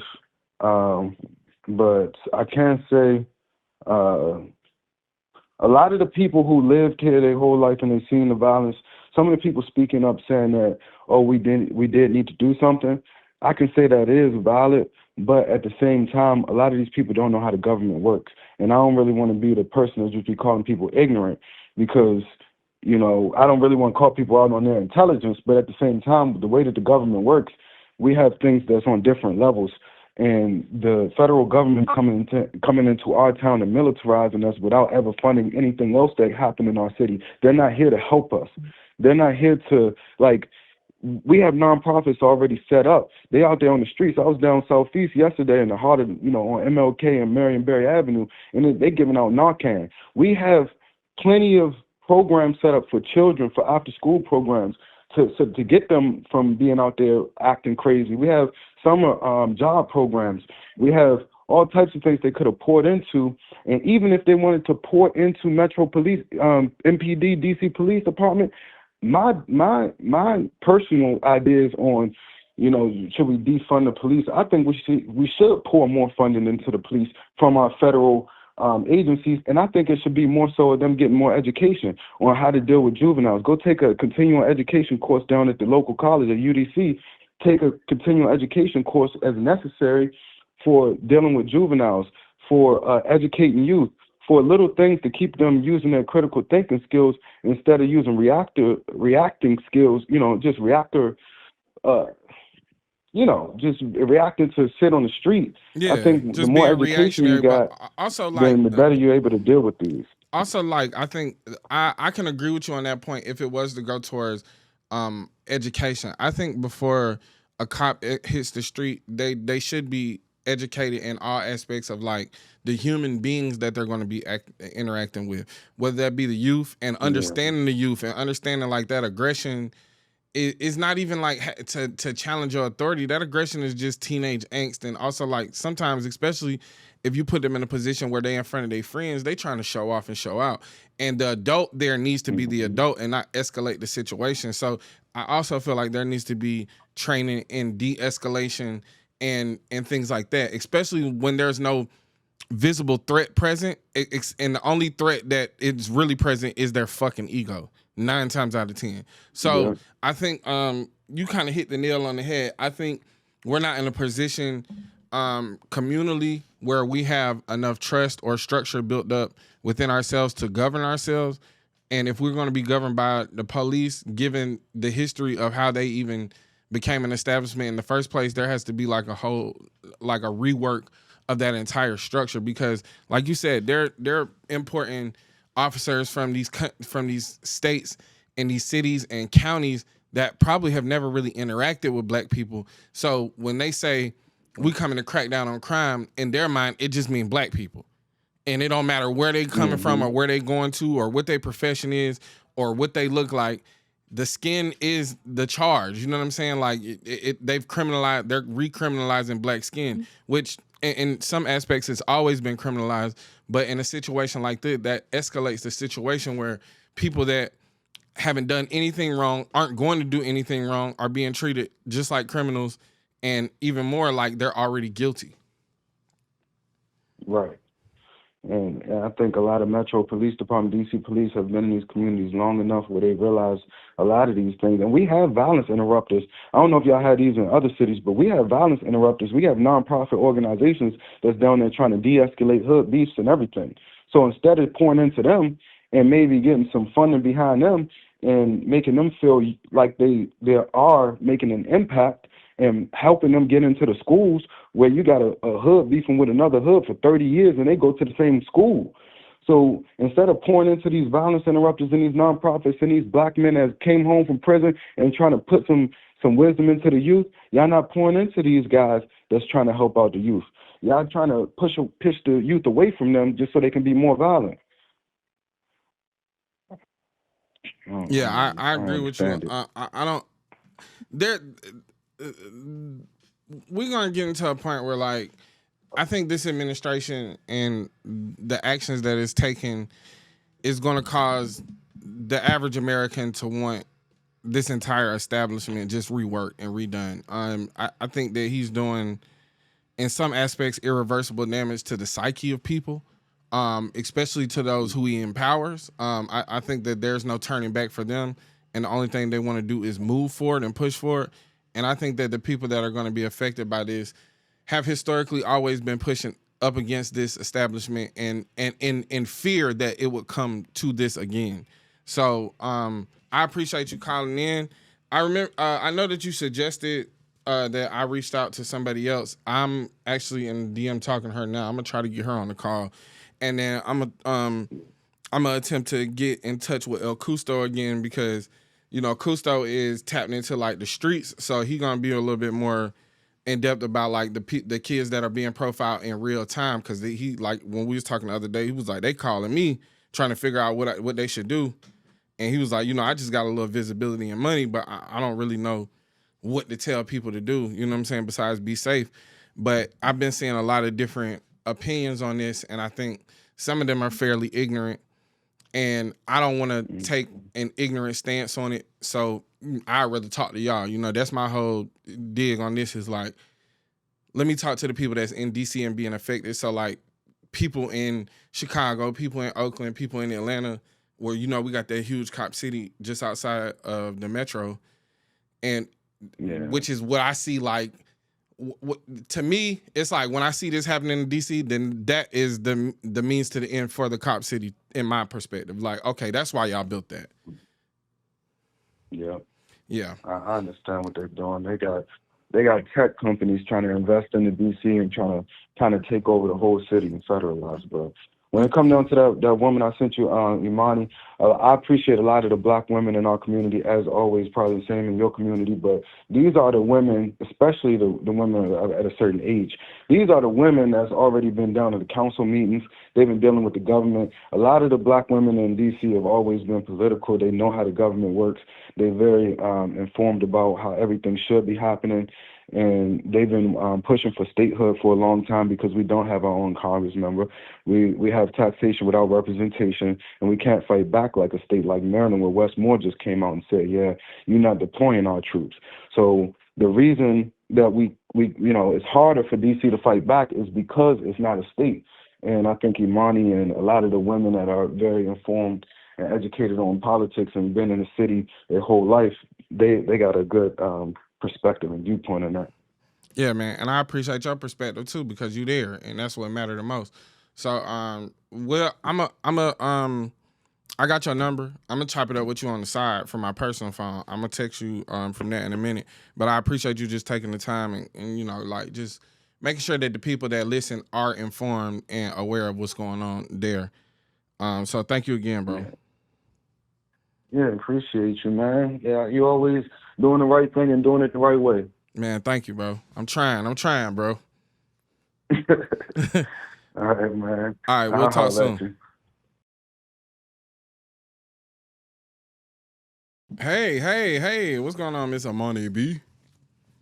Nothing. How are you? I'm doing good. So, the premise of the call, I am recording right now. We could probably talk on the side some other time, but the premise of the call is, given my platform, people are curious about my opinions on what's going on in DC. I don't really feel like that's completely my place to speak on it. So I wanted to talk to people that's actually out there that are active and that are experiencing it from y'all perspective. Again, introduce yourself, let people know who you are, what you do, and just kind of give us a little synopsis of your vantage point of what's going on out there. I'm gonna give you the floor. Absolutely. Hey, family. This is Imani B, known on social media as She is Imani B. I am a Washington, D.C. resident. I'm originally from PG County, which is on the other side of the border of D.C. Yeah, there's what it is that you all are seeing is what it really is. The videos that you're seeing with ICE, the video that you're seeing with the National Guard, the video that you're seeing with our own Metropolitan Police Department and our own police department doing the things that they're doing to the people of the city. These are all real things that are happening in real time. The unfortunate part of what it is that you all are seeing are also a symptom of things that have been happening prior to Trump. Now, a lot of people, they get antsy and they get, upset when people mention that because we have a Black mayor. And if you didn't know, D.C. doesn't have a governor because D.C. is not a state. So the mayor is our chief executive. The mayor is the one that is responsible for our city council, our budget. She's responsible for the police department, the fire department, and things of that nature. But money was given to the Metropolitan Police Department, you know what I'm saying, to do some of the things that they're doing more to our kids, to our people, you know what I'm saying, with the over-policing and things of that nature. And unfortunately, some of the things that have already been happening to DC prior to Trump being in office again were things that kind of created an open door for him to come in and do the things that he's been doing to our communities. The encampments that you guys are seeing being taken away, people's things being thrown away in real time, that stuff has been happening prior to Trump coming in. And like I said, that does not absolve this fascist regime of a presidency, these Republicans, these white supremacists. They don't get no pass. But I'm just giving people just a little bit more context to understand that these things that the folks in D.C. that don't live in certain zip codes, and if you didn't know, D.C. is broken down by wards. So when you look at a Ward 7 or a Ward 8, which is predominantly Black communities, predominantly poor communities, predominantly folks who are, paycheck to paycheck potentially, or folks that need additional services from, the city, you know what I'm saying? These are communities that have always been ostracized and thrown to the side. So the activists and the people that you see outside that are fighting, they've been fighting. They've been watching. They've been standing outside of courtrooms, inside of courtrooms, trying to find people's relatives because people get picked up off the street and there's no information as to where these people are going. So yeah, shit is really real out here. It's really real out here.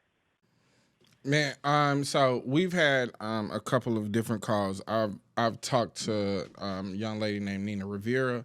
I've talked to Neighborhood Alki, of course. I've talked to Apheni, Facts and Fire. And like one of the things that seemed to be a pretty consistent sentiment is the attack on Black youth and the profiling of Black youth.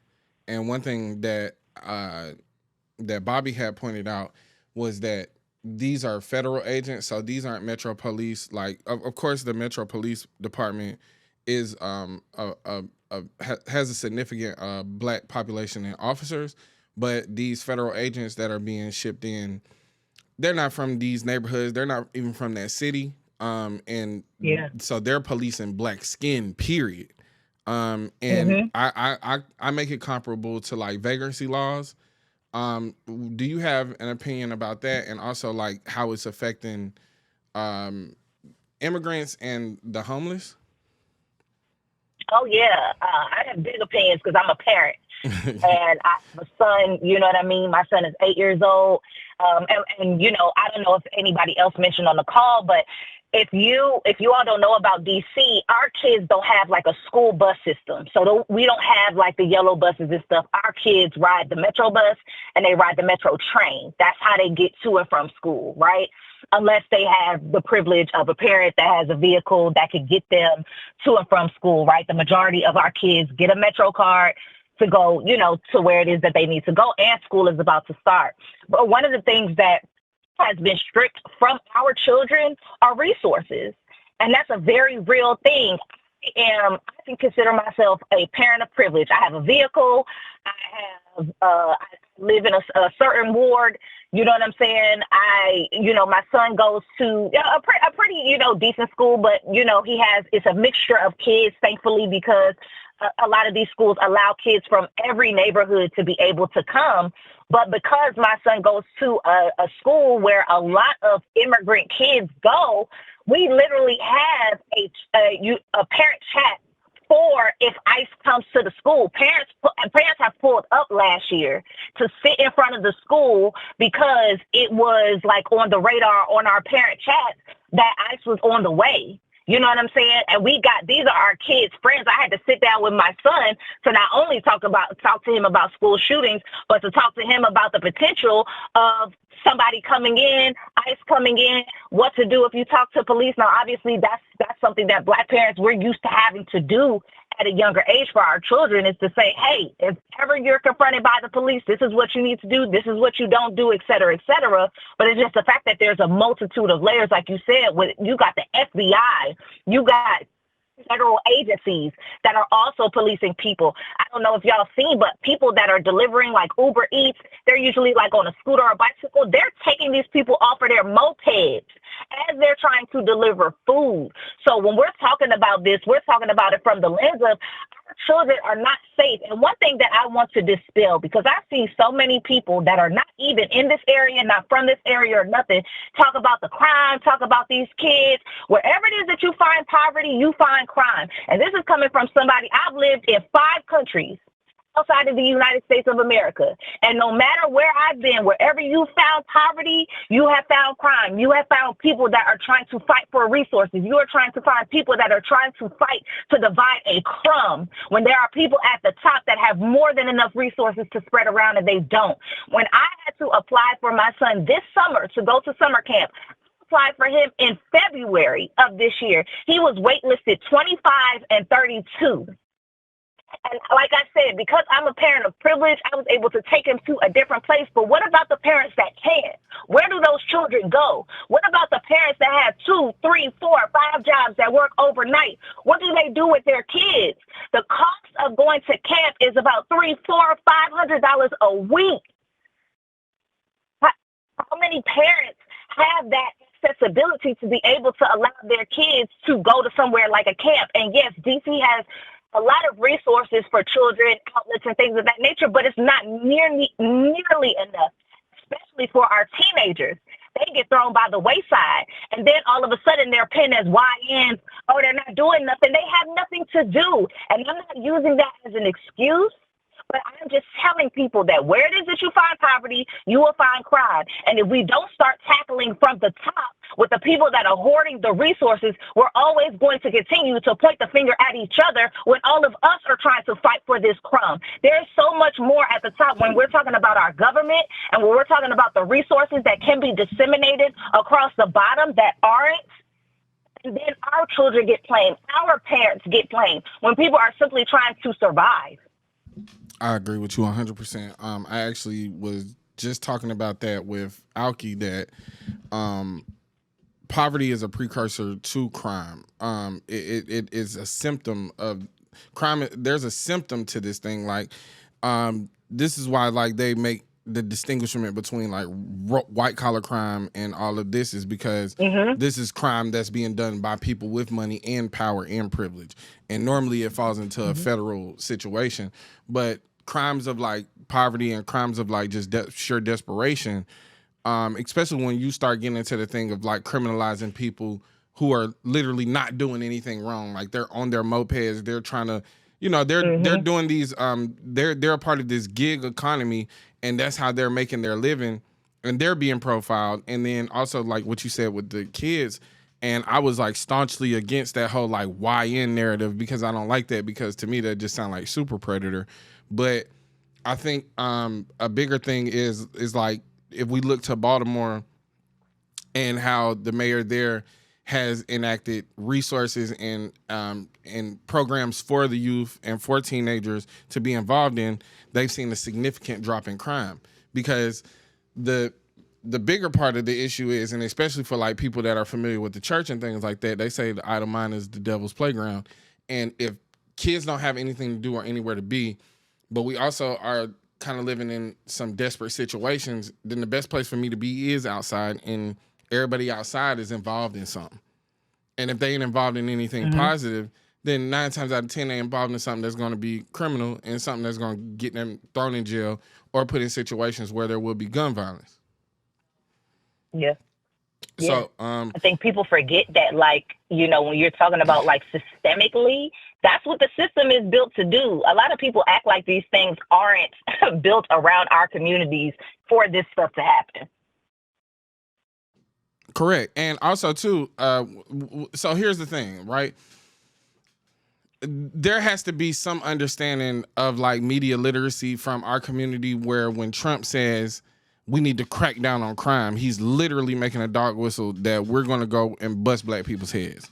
We're going to go and profile black people. So like my thing is this, and also too, I think it's just is intellectually dishonest for people to point the finger at these young people who did not create the circumstances or the conditions that they live in. They have probably little to no idea about the systems that are in play and that they are up against. And we'll point the finger at them like they created the circumstances, like they created a situation without doing any research or enacting any historical context into the situations that play into their behavior. So these behaviors existed long before them for the same reasons. And it was a little bit more overt when you got the war on drugs going on outside about the role that the government played and the systemic role that it played, where a $5 crack rock could get you more time than a $50 bag of cocaine, and vice versa. You know what I'm saying? So the criminalization of black people has always been prevalent. It's always been a part of the history. Vagrancy laws is a part of that history, and something that we starting to see reenacted now, like just being outside makes you subject to being guilty of something in these people's eyes. So I really do appreciate you calling in and like sharing your perspective, especially the perspective of a mother of a young boy, especially the perspective of somebody who's politically active and is actually in the city of DC or the district of DC. Because I think also the other perspective that I was not aware of is that the transit police, hold on one second.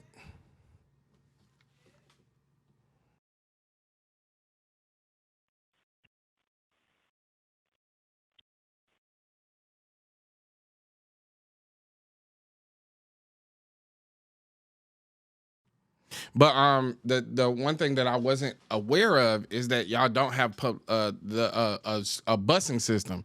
So that makes kids even more vulnerable when you start talking about them having to take public transportation to get to school, and then you have a heavy police presence in these public transit areas.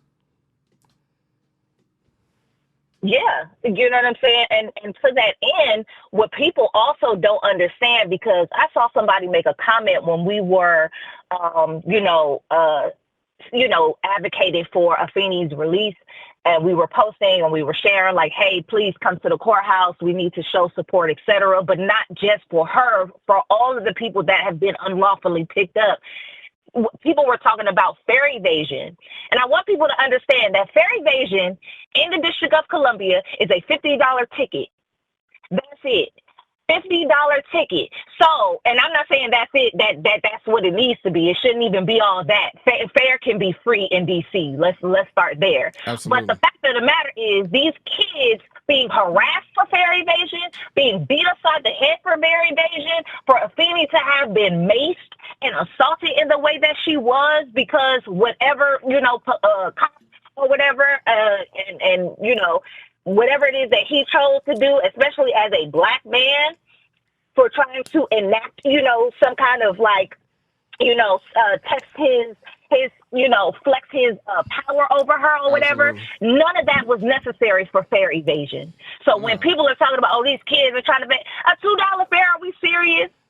Well, also are we serious about that? We have to stop like criminalizing ourselves, and we also have to stop licking the boots of these goddamn people, because they'll make it real easy for you to lick their boot once they got their fucking foot in your face. Because I think the thing is that people have this idea that if they comply, that they'll be able to evade the consequences of this. And there is no compliance with like fascists. There is no compliance with like people that have ego trips and God complexes, that the only thing they seek to do is control and enforce their authority on you. And we need to be looking at the people that are resistant and people that are rebellious towards this as a little bit more heroic than as like agitators. The real agitator is the state. The real agitator is this administration.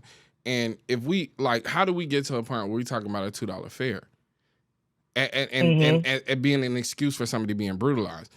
Another thing that I'm seeing right now is, of course, like, I celebrated her release and I made aware about her arrest and everything that happened on Instagram, and now people are tagging me like, well, she was against Kamala being in office and woo. Like, I mean, she's been very vocal about being a part of the Green Party and things like that. When are we gonna start putting our political ideologies to the side and understand that this is about our plight? Everybody is fighting for the liberation of black people. Everybody's gonna show up and do that their own way, because the foundation of the liberation for black people was co-opted by the CIA, and it's constantly co-opted by the CIA.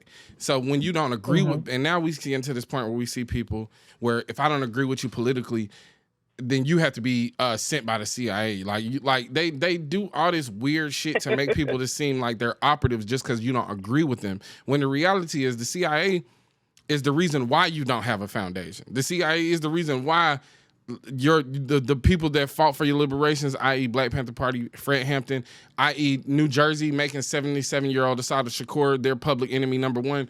They're the reason for this shit. Like that's real CIA shit, not a motherfucker that's stating an opinion that you don't agree with. And it kills me with black people when we like use these terms to like discredit one another, and all of us are essentially fighting for the same thing. We just are taking different avenues to go about it because this is all affecting us in different ways. And it's all based on how you was raised, where you was raised. It's the nature versus nurture thing, but it's all the same reality that we're being faced with is systemic oppression. And it's going to affect us all in different ways. So like, I think I appreciate you even speaking to that point too, because we're talking about a $50 fare. Fuck what her ideology is. Fuck what her political affiliation is. Can you agree that that's unjust and overly fucking brutal, and also shouldn't even be a topic? We got people that's in DC that are multi-billionaires. We got diplomatic like figures coming in from all over the country and all over the world, worth billions and billions of dollars, where the fucking public transportation in DC alone could be free, like you said, and still be maintained and updated if they wanted to. But because, like you said, they live in these wards, and the people that stay in certain wards have the same access as other people in more privileged wards, they just try to cut people off at their knees. I am consider myself like a leftist, but I'm very much more on the left. I've never been a Democrat, never been a Republican, and always believed to break the duopoly. And especially as someone who's lived around the world, to see how internationally politics works and how even third-party systems in other places has really liberated people. So when I see people like, oh, Apheni, she said don't vote for Kamala. I've had people say that to me. I'm very critical of Black leadership if Black leadership capitulates to whiteness. So I don't care who it is, and I don't care what position it is. And the reason why I feel that we need to be critical of people that we are considering, quote unquote, leaders is because we have to understand that a lot of those people, I'm not saying Kamala specifically, but I'm saying a lot of those people capitulated to whiteness. They lean into whiteness. Right. They lean into white ideologies. They lead into the caricatures of, how it is that we can step and fetch, how we can, you know what I mean? And so for me, also too, when let's talk mm-hmm. less about them being elected and more about them being appointed. And I'm critical of it as well. Yeah. You know what I'm saying? Like, as we talk about systems, I'm like, do you think that these systems don't have people at the helm that are actually pulling the strings? You have people right now that are like, oh, Trump stole the election. So if we can say that Trump stole the election, did your vote actually matter? Right? If we're just thinking of that ideology right there. If Trump stole the election, then did your vote matter? And at the same time, right, if we can't respect Apheni, right, in her fight to liberation in the way that she is fighting for liberation, right, can we then respect the National Guard people that are standing in front of Union Station in D.C. that did vote for Kamala? Can we respect the people of the Metropolitan Police Department in Washington, D.C. that are beating our kids over the head, but they did vote for Kamala? Can we respect the people that are working for the federal agencies that are literally kidnapping people, disappearing people with institutions like ICE, but they did vote for Kamala, right? So if we're saying that the vote in and of itself was okay, then we can't discredit this sister and what it is that she feels like she needs to do for our people when it comes to liberation. She was protecting our kids. Exactly. And she was out there protecting these kids and cop watching to make sure these kids were protected and that they were going to the right spaces. And they were operating and moving around the city safely. And also, let's talk about two different aspects of it too.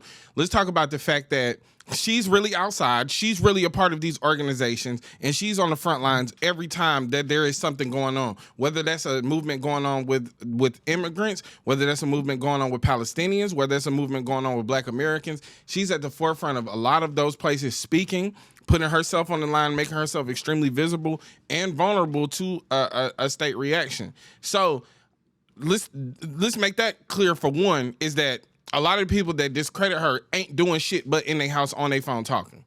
Hello. And then let's make another point that this is a Black woman that we're talking about, and 92% of Black women voted for Kamala Harris, and it didn't change the outcome at all. So what was it? So what do you think that she made up for that 8% that didn't? Come on. And if 100% of Black women voted for Kamala Harris, it still wouldn't have made a difference. So like, what are we really talking about? Made a difference. What are we really talking about? But this was the conversation, and I think, Deontay, you active online, but this was the conversation that we were having during the election that said it's going to take more than showing up to a ballot box every 4 years. It's going to take more than you having a candidate that you like, and okay, that's going to be it. That's not what's going to save us. It's no shade. I don't necessarily believe in the voting process. I'm very much in the tradition of the ballot or the bullet. I don't believe you throwing your vote away to a candidate. I believe that you pressure and you push your public servants, the people that you pay. You are paying these people to do a fucking job. And if they are not doing the job in the way that is necessary for you, I honestly believe that you withhold your vote or you find a candidate who's going to do that thing. But I also will vote. I will vote in my local election. I will vote in these presidential elections, right? Because that is one way to exercise your political, quote unquote, and I'm saying quote unquote power, because again, these are all systems. So these are all run by multimillionaires, billionaires, heritage funds, white supremacists, etc. But if you're going to say that you're going to participate in this one thing, but you're not outside at these bus stops with these kids, making sure that they get to school, but you're not outside making sure that these mothers have the resources that they need, but you're not knowing your neighbors and seeing how it is that you can come together and seeing what community members in your own community need mutual aid because you're so focused on your vacation in Martha's Vineyard, you ain't got nothing to say to me. Oh God. And also too, it's like the other thing too is like, and this is a part of me being responsible with my platform is talking to the people that's on the ground, but also like connecting with people like, you know, the children in Inglewood, California experience like food insecurity, and there's a extreme wealth gap out there. And we used our platform to raise $12,500 for them to have a Black to School event with an organizer that's grassroots out there. Connected him with a man that feeds the homeless and got those children fed. Connected him with somebody else, and through his efforts, he secured 500 backpacks to go for them to go back to school. So it's like, also, like, we're finna start a hygiene drive in Nashville. Like, I connected with some people that's grassroots here in Atlanta that we got some things in the works that, you know, I haven't materialized yet, so I'm not gonna speak about. But I think the thing is like, there's a lot of fucking chatter and opinions online, but there ain't no action. And for us to speak out against the people that are actually being actionable, and for us to speak out against the people and try to discredit the people that actually had their boots on the ground, is just it's ignorant. And it's dishonest, and it's regressive, and it's like everybody. The main thing that I see is like, I want to do the bare minimum, and I want and if you don't align with my opinion and my ideology, then I won't step up for you. If you don't align with my opinion and my ideology, then I'm not going to be outside fighting for you, and it's an excuse not to be outside. Yeah. So all that rhetoric about, if, you know, Kamala was here, we'd be at brunch. That's problematic in and of itself, because it's like, it says that you don't think that there's further changes that need to be made. Well, the thing is everybody wants to see themselves in the seat of the empire, and that's what it boils down to. It's cool. I don't have to put it. If my face is in that throne, if my face is sitting on that throne of the empire, I'm good. I'm safe, and I could take 4 years off. And I think, you know, like, much respect to anybody and whatever their opinion is and whatever their ideology is, as long as they're like, their baseline is to fight for the liberation of Black people and a fight for the liberation of poor people more than anything. You dig what I'm saying? But I think more than anything, it's like, I've kind of gotten caught up into these binary talking points, because a lot of people can't see it outside of the binary. And I've spoken on that time and time again, where it's like, you know, you are at odds with people who are like, if you're a Republican, you at odds with Democrats. If you are part of the Green Party, you at odds with people that's Democratic or Republican. If you are you know, so on and so forth, right? But the thing is like, these people that got you splitting ties with your family members are all sitting at the same table together. Hello. Say that again for the people in the back, Deontay, because these are the people that's at Jeff Bezos' wedding. Yeah, come on, son. They're Republicans and they're Democrats, and they all at the table together. They're Bernie Sanders and they're AOC, and they telling you that Israel has a right to defend itself. Man, get the fuck out of here with that shit, man. Every single time. And I tell people this all the time. I look at politics the same way that I look at religion. I ain't Christian. So for anybody that tell me I can't find any other form of salvation because I'm not Christian, you done already lost me, because there are other avenues that I feel like I can find salvation, right? It's the same thing with politics. I've never been a Democrat, never. So for people to act like people don't have other political ideologies, I am for Black folks always. I am for the liberation of Black people across the world and across the globe, because I come from a Black radical tradition. I come from Kwame Ture. I come from Assata Shakur. I come from Malcolm X. I come from Black Panthers who also understood the globalization of Black power. And that's where it starts. And I tell everybody, I've said it online, is that until Black folks are liberated, no one can be liberated. And because everybody comes into these isolated movements, like, okay, it's just us over here, it's just us over there. It's like, no, if you fuck with what Black people got going on, if you understand how we've been denigrated across the world, and come together with us, understand what it is that we have up against us, you go free your folks too.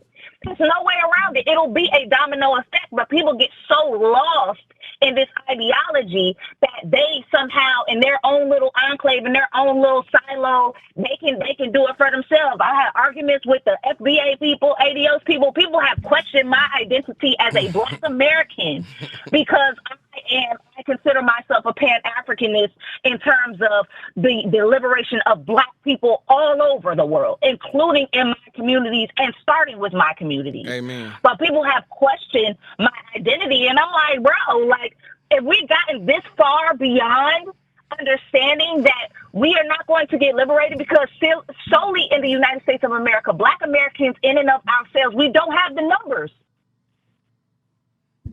And that's the reality. And that's a reality that I've and the thing is like, you know, I've gotten into spats with people throughout the diaspora, but I've also always maintained like I'm trying to be in coalition with you, but I'm not going to be but you're not going to sit here and disrespect me and invalidate my experience or my culture as a Black American. You're not going to do that. So like, if we can't start there with you seeing the value and also like, I don't need the exterior validation, but it does matter when I'm trying to coalesce with you. You're not gonna be disrespectful to me, and I'm not gonna disrespect you because I'm trying to coalesce with you so that Black people globally have an understanding of our interconnectedness. Because colonialism is a playbook. If it affected me, it affected you. I know it did. Come on. But you trying to argue with me over who master better? I don't got time for that. So the thing is like, you know, I've been staunchly against, like, especially with this platform, crossing over, quote unquote, like making this a platform for everybody. This platform is for Black people, by Black people, owned by Black people, and speaking directly to Black people at all times.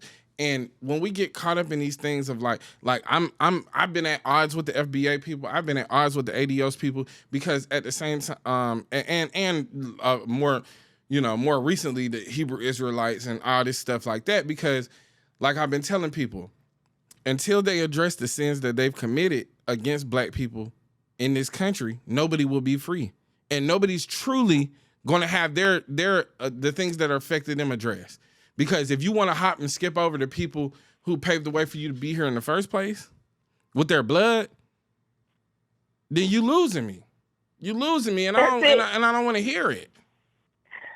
That's it. And you ain't never lied. Listen, these are things that I've talked about openly online, because I've had people criticize when I've been like, hey, you know, let's show up for, you know, our Latino brothers and sisters, let's show up for these people. But also forget that, you know what I'm saying? If you've been online for years, you have other talking points. So it's like, just because you come across one video doesn't mean that's the whole somebody's ideologies or what it is that they believe. But I've also come to the forefront to tell people from international communities, hey, listen, the blueprint of policing, the blueprint of enslavement, the blueprint of subjugation comes with Black people in the United States of America. So if you are going to come here, you need to understand the history. You need to understand how it is that you got here for us to get here. You need to understand how even your presence has been relegated to also continuously denigrate Black American people. And there's no shade to your fight and how it is that you and your people and your folks and your family came to America looking for greener pastures. But we ain't got no fucking greener pastures as Black Americans. We have to continuously fight. There's nothing else for us to do but continuously move towards liberation. If you don't know about Tulsa, Oklahoma, if you don't know about the MOVE bombing in Philadelphia, if you don't know about Lake Lanier, if you don't know about Central Park, that's where you got it fucked up. You are always going to be on that bottom rung. You are never going to see liberation if you continue to align yourself with whiteness and think Black people are your problem. We are not. Hey, me and you, we see each other. Period. I'm with you 100%. You know, 100. I would hope that one day maybe we could do a collaboration on this podcast, because I'm pretty sure that me and you would have, because we done started the podcast all on our own right here. So right? yeah, I will just for time's sake, I'm gonna end it there, and I appreciate you calling in, but I do have your number, and I'm gonna text you from my personal number on the side, so maybe we can organize and create a space where me and you can have a collaborative podcast, because I think we would touch on a lot of the same subjects. It seemed like we are very aligned ideologically. Listen, hell yeah, I've been with you since the truck days. Since you going after folks in the truck, like you my people, you my fam. Whatever you need, I'm a call away, I'm a text away, I'm in it. I want to be a part of whatever initiatives you got going on to help our folks. I saw what you were doing in Inglewood, shared that, donated myself. Because we gotta save our children. Nobody else gonna do it but us. So whatever you need, like I'm here. I'm with you 100%. 100%. I'm gonna have. I appreciate you. I appreciate you too. And thank you for your transparency and your anecdotes. And we'll talk on the side. We're gonna look to wrap this podcast up. But thank you again for your contribution. And we'll be talking soon. All right. All right. Peace. Bye. Peace. I just want to speak to the fact that, like, yeah, we made them phone calls because this shit is real and it is happening. And I don't think I benefit anybody by just going on and on about my feelings about it or what my perspective is. I think to have those people out there, but I think it's real, bro. It's happening. You know what I'm saying? Our ancestors have been through things like this during Jim Crow. Just being criminalized for being outside and being in spaces where just being black, and I think, a lot of people will echo these sentiments, and I already know what's coming. Like, oh, well, you said you wasn't helping, you didn't care about ICE and everything like that, and it's like I never said that. I'm again, and I'm not going to call on anybody. I'm going to speak directly to the people who listen and the people that follow me, and black people. Once again, black people, you have to protect yourselves, and we have to protect each other. All those shits that make us different is not going to matter. When you go outside, they're not going to ask if you Afro-Latino. They're not going to ask if you from Jamaica. They're not going to ask if you from Haiti. They're not going to ask if you a first-generation African or a second-generation African. They're not going to ask about that. They're going to see your skin, and that's going to be the verdict. You're going to be found guilty as soon as they look at you. And this is the shit that we've been talking about. This is why we talk about diaspora wars being so stupid, because they've already set the ground online and in your mind that we have so much division and so much separation. This is why people was trying to stop Cop City, because where do you think those people are going to be coming from? When it hits Atlanta, when it hits Baltimore, when it hits Oakland, when it hits Chicago, where do you think that these people are going to be coming from? They're going to be coming from these fucking industrial complexes of militarized police that they're going to deploy on the city. And they're not going to ask you where you from. They're not going to ask you where your parents was born. They're not going to ask you if you know where you from. They're not going to care about your fucking culture. They're not going to care about none of that. They're going to see your skin and they're going to criminalize that. And you can be light skinned, you can be dark skinned, light eyes, brown eyes, coarse hair, curly hair. It ain't gonna matter. They're gonna see you and they're gonna see a nigga and they're gonna try to round your ass up, or they're gonna try to control your spaces. And they're gonna try to intimidate you and also like antagonize you so that you can't have a reaction, so they have a reason to lock your ass up on some trumped up charges, no pun intended. So be mindful, be aware, keep your head on a swivel. Don't be afraid to fight back. Don't be afraid to protect each other. Because you can go around and you can protect yourself all you want. The thing is like you can say safe, but this is a communal, this is going to have to be a communal effort. The only way that we're going to be able to enact any change or protect ourselves is if we protect each other collectively and put all these bullshit ass differences to the side. And honestly, we know all communities of color will be affected by this, but these things specifically are to target Black and Latino people. So it's going to be important that we have some solidarity with one another in these times like this. And for those that don't want to be in solidarity with other groups, good luck to you. Because these motherfuckers, some of them ICE agents are Latinos.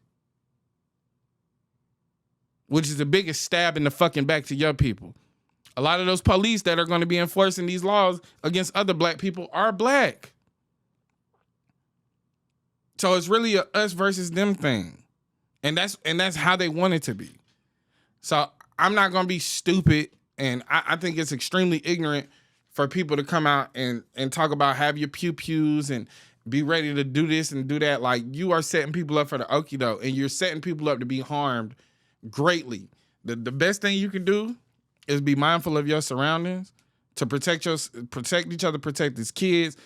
I hate to tell motherfuckers to stay from outside, because you should have a life and you should have an experience, but you fighting a losing game with these motherfuckers because they are militarized and they have been given impunity to do whatever the fuck they want. I don't have the answers for this, to be honest. Like, I'm not trying to spread fear. You heard the people, they on the ground with it. That's the reality. I'm not, I'm also like a non-conforming motherfucker, but until people are on board as a collective, as an individual, you need to protect yourself and protect who you can that's around you. And motherfuckers, I hate for it to have to be at your front door for you to start talking to your neighbors. I hate for it to have to be at your front door for you to start organizing. The time to start doing those things is now. We're going to get to these voicemails, some of these emails. We'll be right back after this quick commercial break. Yo, good Deontay and Big Guys Cook Cat. Stay fast. Nah, but what's good with y'all? Calling from Buffalo, New York.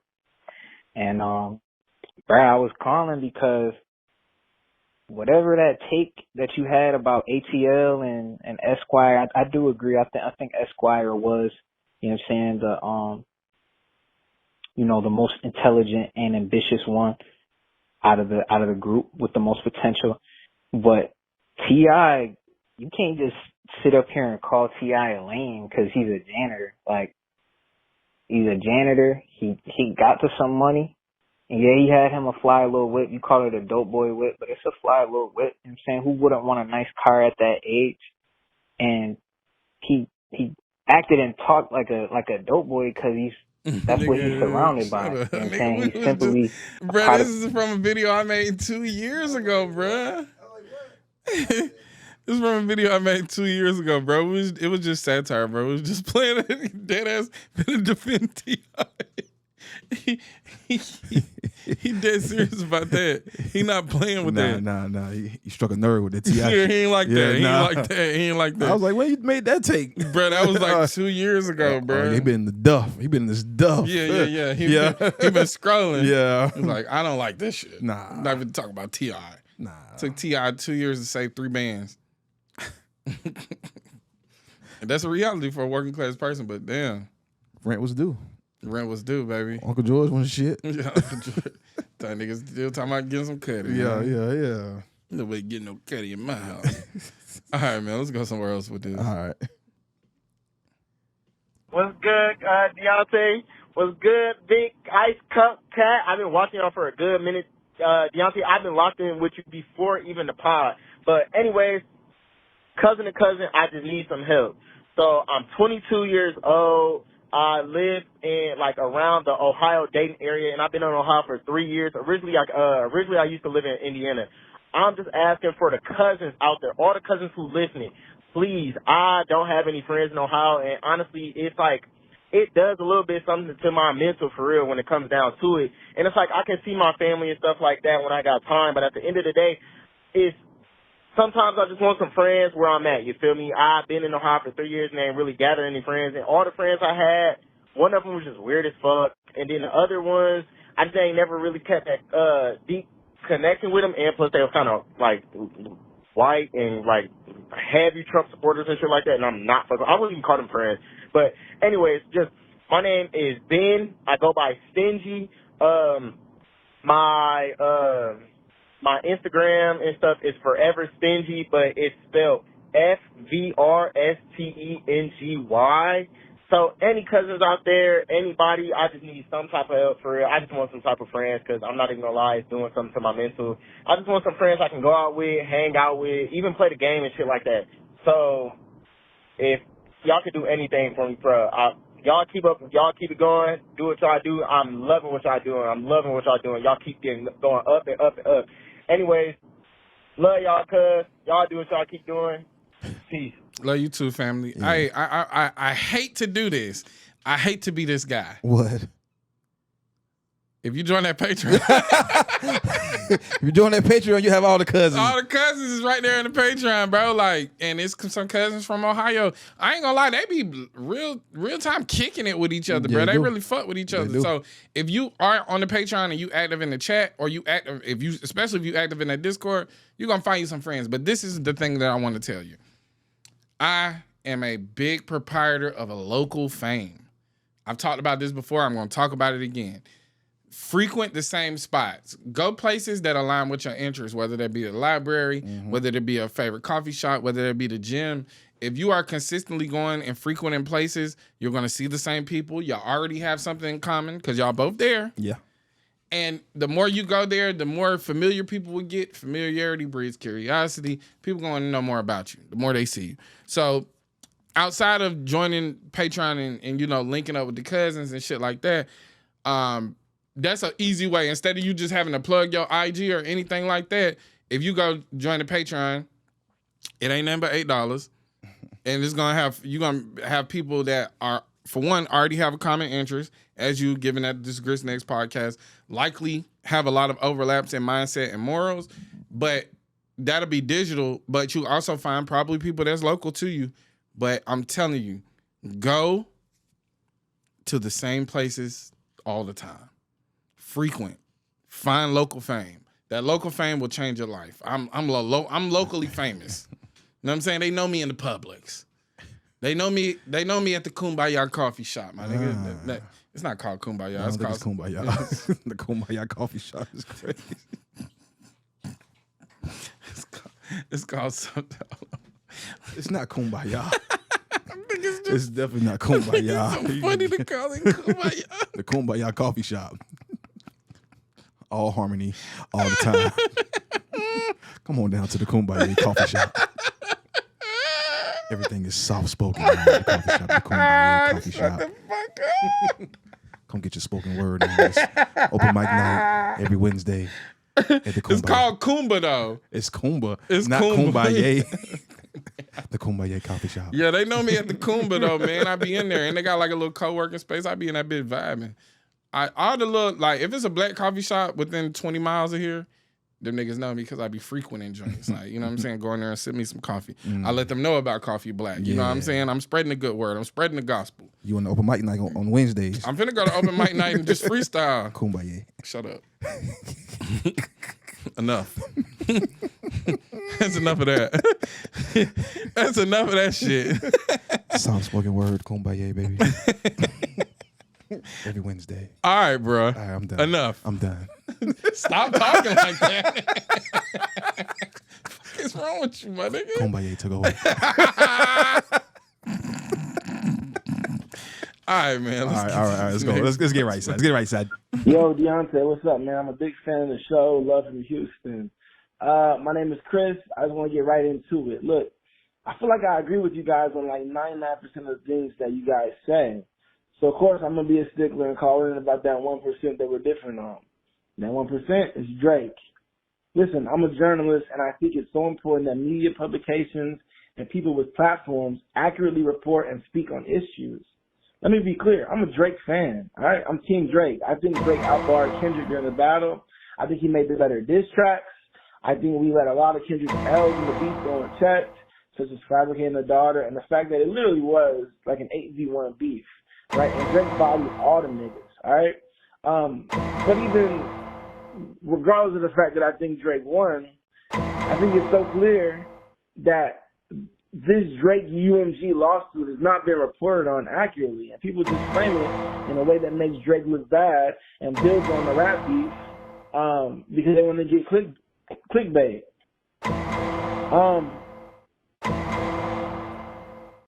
Cat got your tongue, nigga? Yeah. Cat got your tongue? Too much lies. All right, brother, look. You can call himself a journalist. Yeah. So he could try to legitimize that bullshit he was You're just not saying. a journalist. You're not a journalist. You're a stan, brother. You're a stan, brother. 666. Take that out. Man, listen, dog.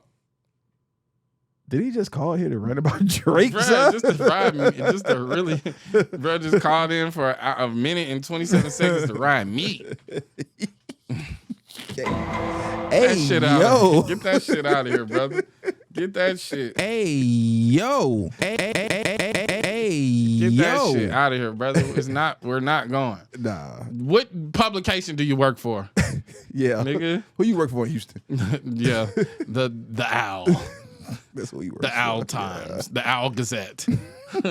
Listen, bro, he lost. Okay? Get over it. Damn, that's you and Drake's problem is y'all can't get over it. Now you talking about the older UMG. Y'all trying to make this nigga seem like he's benevolent. Fuck that nigga. That nigga's a police ass nigga. I can tell you one thing. Go down to the Kumbaya coffee shop and get you sipping at the coffee. Put him on the island. All right, man. Let's get to some of these emails. This nigga's wilding. This nigga's wilding. Niggas is wilding. Yeah, niggas out their mind. He called about Drake. Yeah, man. This is the wrong platform for that. Yeah. I think we have to report honestly, man. Stop glazing, nigga. He lost. Fabricating his daughter. And, He lost. He lost. We also have no proof that Kendrick beats on Whitney. Exactly. He lost. His diss track sucked. Okay, get over it. And then he went and ran to the courts. And Lucian came to the court and said, look, nigga, we own you. Yeah. All right? So why the fuck would I tank one of my investments? Right. We own you. Okay? Don't bite the hand that feeds you. Never diss daddy. Hi from Chicago. Hey, shout out to Shy. Summertime Shout out to the Shy. Shy. We're going back to the Shy. We ain't gonna tell him why. Yeah. Calm down. Hey, look. So far ahead and niggas behind. Hey. Behind. We're going to the Shy. We're going to the Shy. Hi from Chicago. First off, as a new listener, I want to say I love your shit. You don't play around with the bullshit. Pulling your punches, get straight to the point with your takes, which is what I really love about your podcast. You're a very smart, matter-of-fact person. That's why I think you could be of some help. I grew up in an abusive household, and I'm worried about my younger brother. I'm 19, he's 16, and we used to be very close, but over the years, we've vastly grown apart due to my narcissistic parents and their bad influence, which I think led me to be abusive towards him as well. I want to get closer to him and try to pull him out of their influence, but the stress of having to be a mature older brother, positive male role model, while also dealing with my parents and my own mental health issues is really getting to me. I completely spiraled my first year at college and have to attend community college to get my academic standing up. So forging my own way while also trying to help him and my parents, who are children emotionally, become better people is most definitely taking a toll. He's adopted many of their traits, and I'm beginning to realize that there's a possibility I might have to leave him behind and let things be. He needs guidance, and he's not getting it. One of my aspirations is to work hard, save enough money, get a place of my own, and I hope he'll join me. That will also set a positive example for him, but honestly, my family is in no way strapped for cash, and he kind of hasn't made it there. Food on the table, shelter, parents give him money. I just want him to be a good person. What do you think? P.S. Ignore the iCloud email. I made it when I was 11. I had not even looked at that. This is crazy. This is the thing, man. You are the only person that sees it as a problem. Okay? So if they see what they do as a non-issue, then you'll be cast out and ostracized for calling into issue what their issues are. You're shedding light on something that they don't see as a problem. You are at the point where you have to protect yourself. You cannot, as much as you love your younger brother, as much as you probably love your parents, you're away and you're away for a reason. And you're failing at being away due to the things that you've been in, the things that you went through with them. Now being free and having to undo those things did cause you to spiral. But if you don't get yourself together, you can't be a positive male role model. How you going to, and this is not to throw shade at you, this is just to address the true hard facts. You can't be a positive role model if you spiraled your first year of college and now you got to get your academics back up. The way that you become a positive male role model and the way that you become a positive role model, period, is to lock the fuck in on what you got going on. He's going to be fine, okay? Mm-hmm. The same way that you came out of that situation, he's gonna come out that situation and see the world for himself one day. It's not your responsibility, because what you're trying to do is take on the role of a parent. I get it. You want to protect them. You see them adopting ways. That's what happens. A lot of people adopt the ways of their parents. And until they get away from them, they won't realize what ways they've adopted, and they won't realize like the inequities in that household. But if you don't focus on yourself and lock in, you're not going to be able to provide an outlet for him to see anything different. And ultimately, and this is being real, ultimately, if you fail, you reinforce what the parents are putting out there. You actually make their messaging and their behaviors stronger and strengthened within him by not separating and doing better. So go out there, stand on your own 2 feet, love your brother from a distance, love your family from a distance, forge your own path, and do all the things that you want to do, to the point where maybe, and he's 16. He's 16, he's spoiled, he's getting his way, but there's going to come a time where they're going to flip the script on him. That's what narcissists do. Okay? Once they feel like they got him and their full control, they're going to switch the flip on him. Flip the switch. They're going to flip the switch on him. You know that, and you can't save him from that. Okay? You can't save him from your parents. Your parents are who they are. And if he's falling into it, it's going to be devastating for him, but that's not your responsibility. Your responsibility is to set yourself up to get right, so that when he does need somewhere to go, you'll be available. We wish you the best over here at the Grits and Eggs podcast. And shit, sometimes you got to fight your dad, bro. Yeah, but are they really that, or he just don't like some shit they did one time? That's the thing. We never know. That's the salty part about the emails. It's like we're only getting one POV, and people do like to throw that narcissist shit out there. But we're gonna take his word for it, and we're just gonna make sure, like, get yourself together, bro. Get yourself together. Last email, and then we're gonna get up out of here. We're closing in on 2 hours. We're gonna get up out of here. Podcast been getting a little long. We like that though. I like it. I'm having a good time. I'm having a good time. All right, and if you still sticking around, when you leave here after this email, go check out that Chance interview. Yeah. Muy excelente. All right, protect your fucking neck. What's good, y'all? Love the podcast. What? I just seen my peripheral. Yeah, nigga. Yeah. The Vision 360, son. Yeah, son. I see you, son. I see you. Down at the Kumbaya coffee shop. The Vision is 360. We can see you in the room. All right, son. Chill, bro. The original man love that Kumbaya. I just took it and ran with it, son. That's very original man. You know what I'm saying? That's where the original man would be. The original man would be in the Kumbaya. He would be in there, yeah, for sure, son. For sure. For sure. Like, without a doubt, he gonna be in there. Oh, shit. All right, what's good? Y'all love the podcast.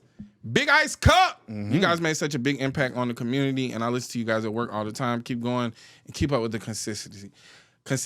I just wanted some advice on what I was going through. Basically, I fell into gambling addiction where I betrayed my friends' trust to help out my family. So to try and keep things short, my family's been going through some hard times. My mom was in the hospital for high blood pressure. My dad was also in the hospital for his kidney disease and diabetes, which caused him to have a double amputation below the knees. Shit, man. Sorry to hear that, bro. Plus, my granddad was bedridden because of his leukemia. This was all happening at the same time.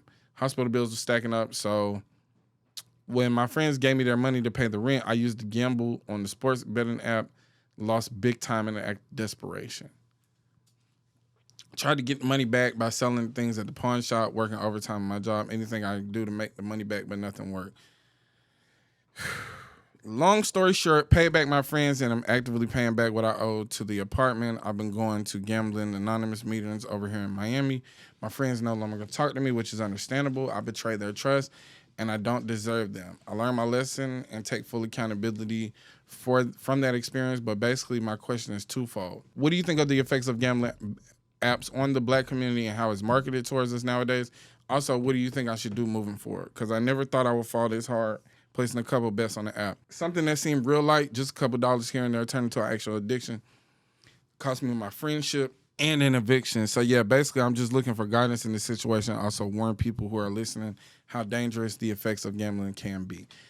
Hey man, we've spoken on this. This is why we take our stance that we take about not ever promoting gambling apps or dick pills, because it is very harmful.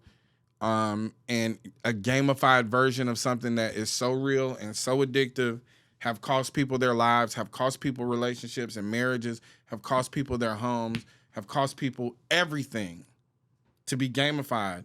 And when you got your influencers like Joe Budden, like Drewski, like Castanet, and like everybody else that has a platform that have taken that bag from these gambling acts like Prize Picks and FanDuel, whatever have you, especially when you see it with other influencers in the white communities, with people that like Pat McAfee or whatever, Dave Portnoy, that are constantly promoting gambling. Drake constantly promoting gambling. You red pill niggas and you niggas that are out here looking for community are constantly talking about women being gold diggers, but gambling away your money on a fucking app. It's a full circle thing. All they ever wanted was your attention so that they could sell to you.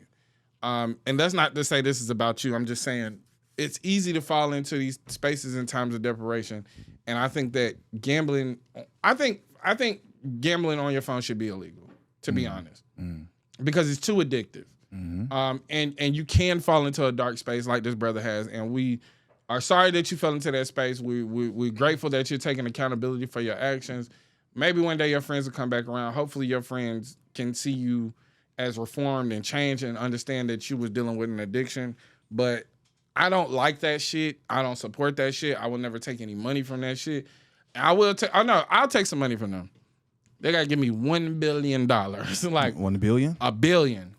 And once I get that $1 billion, I'm gonna hire a nigga to do the podcast for me. It won't be Deontay Kyle no more. I promise you that. That nigga will be on $100,000 salary to do the podcast once a week. I'm just hiring somebody random off the street. Yeah. Just a light-skinned nigga with locks. You know what I'm saying? The stock of this podcast will plummet. To the fucking... I mean, it will be shit.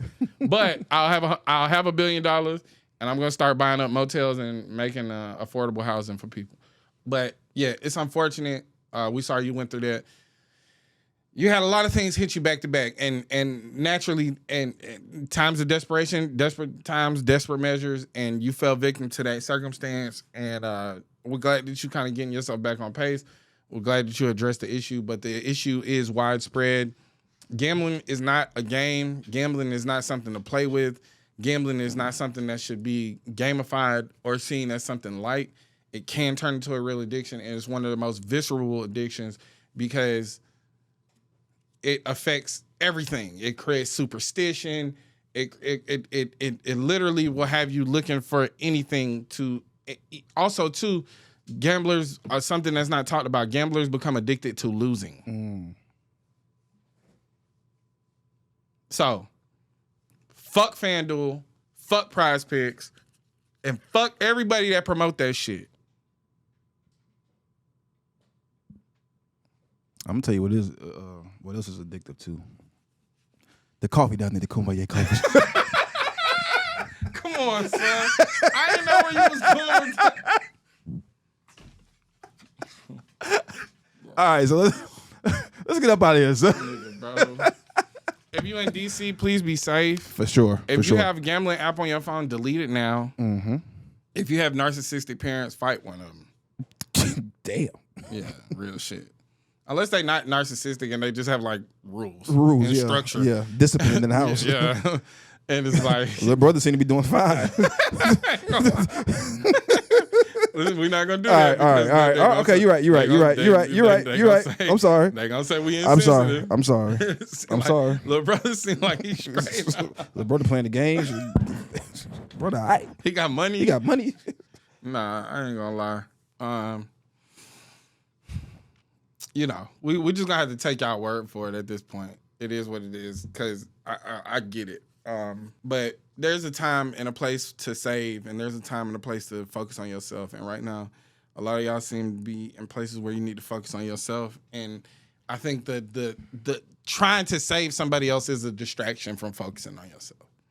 That nigga don't need no saving. He's an autonomous human. He's 16. You know the mindset of a 16-year-old is? Especially a 16-year-old being spoiled. Come on, man. Ain't no saving that. Take care of yourself. Take care of your grades. My brother, delete them gambling apps off your phone. Facts. Be honest with your people about what you're dealing with. Atone for your sins the best way you know how, and continue to go to these meetings. And everybody else, delete the fucking gambling apps off your phone. You don't need to gamble. You don't need a dick pill. Okay? Work out. Eat some nutritious meals. Drink some beet juice and water. Stay hydrated. Your dick gonna be fine. You'll be all right. You're gonna be all right. This was episode 81. I am Deontay Kyle, but who's behind the camera? The coolest co-host, Big Ice Cup Cat. If you out there outside in them streets in DC, please be safe, be vigilant. Look out for your neighbors. Look out for your community. Buck on the fucking police without threatening them with violence, but protect yourself and be safe. Organize. Get down with some of them organizations that Apheni shouted out. And shout out to the rest of y'all folks out there in the street. Shout out my DC niggas. Yeah, Mo. Yeah, real live shit, Mo. Shout out my boy Alchemy. Neighborhood Alky. And shout out to all my other folks that I fuck with out there in DC. Y'all be cool. Y'all be safe. Take care of yourself. Take care of each other. Until next time, we out.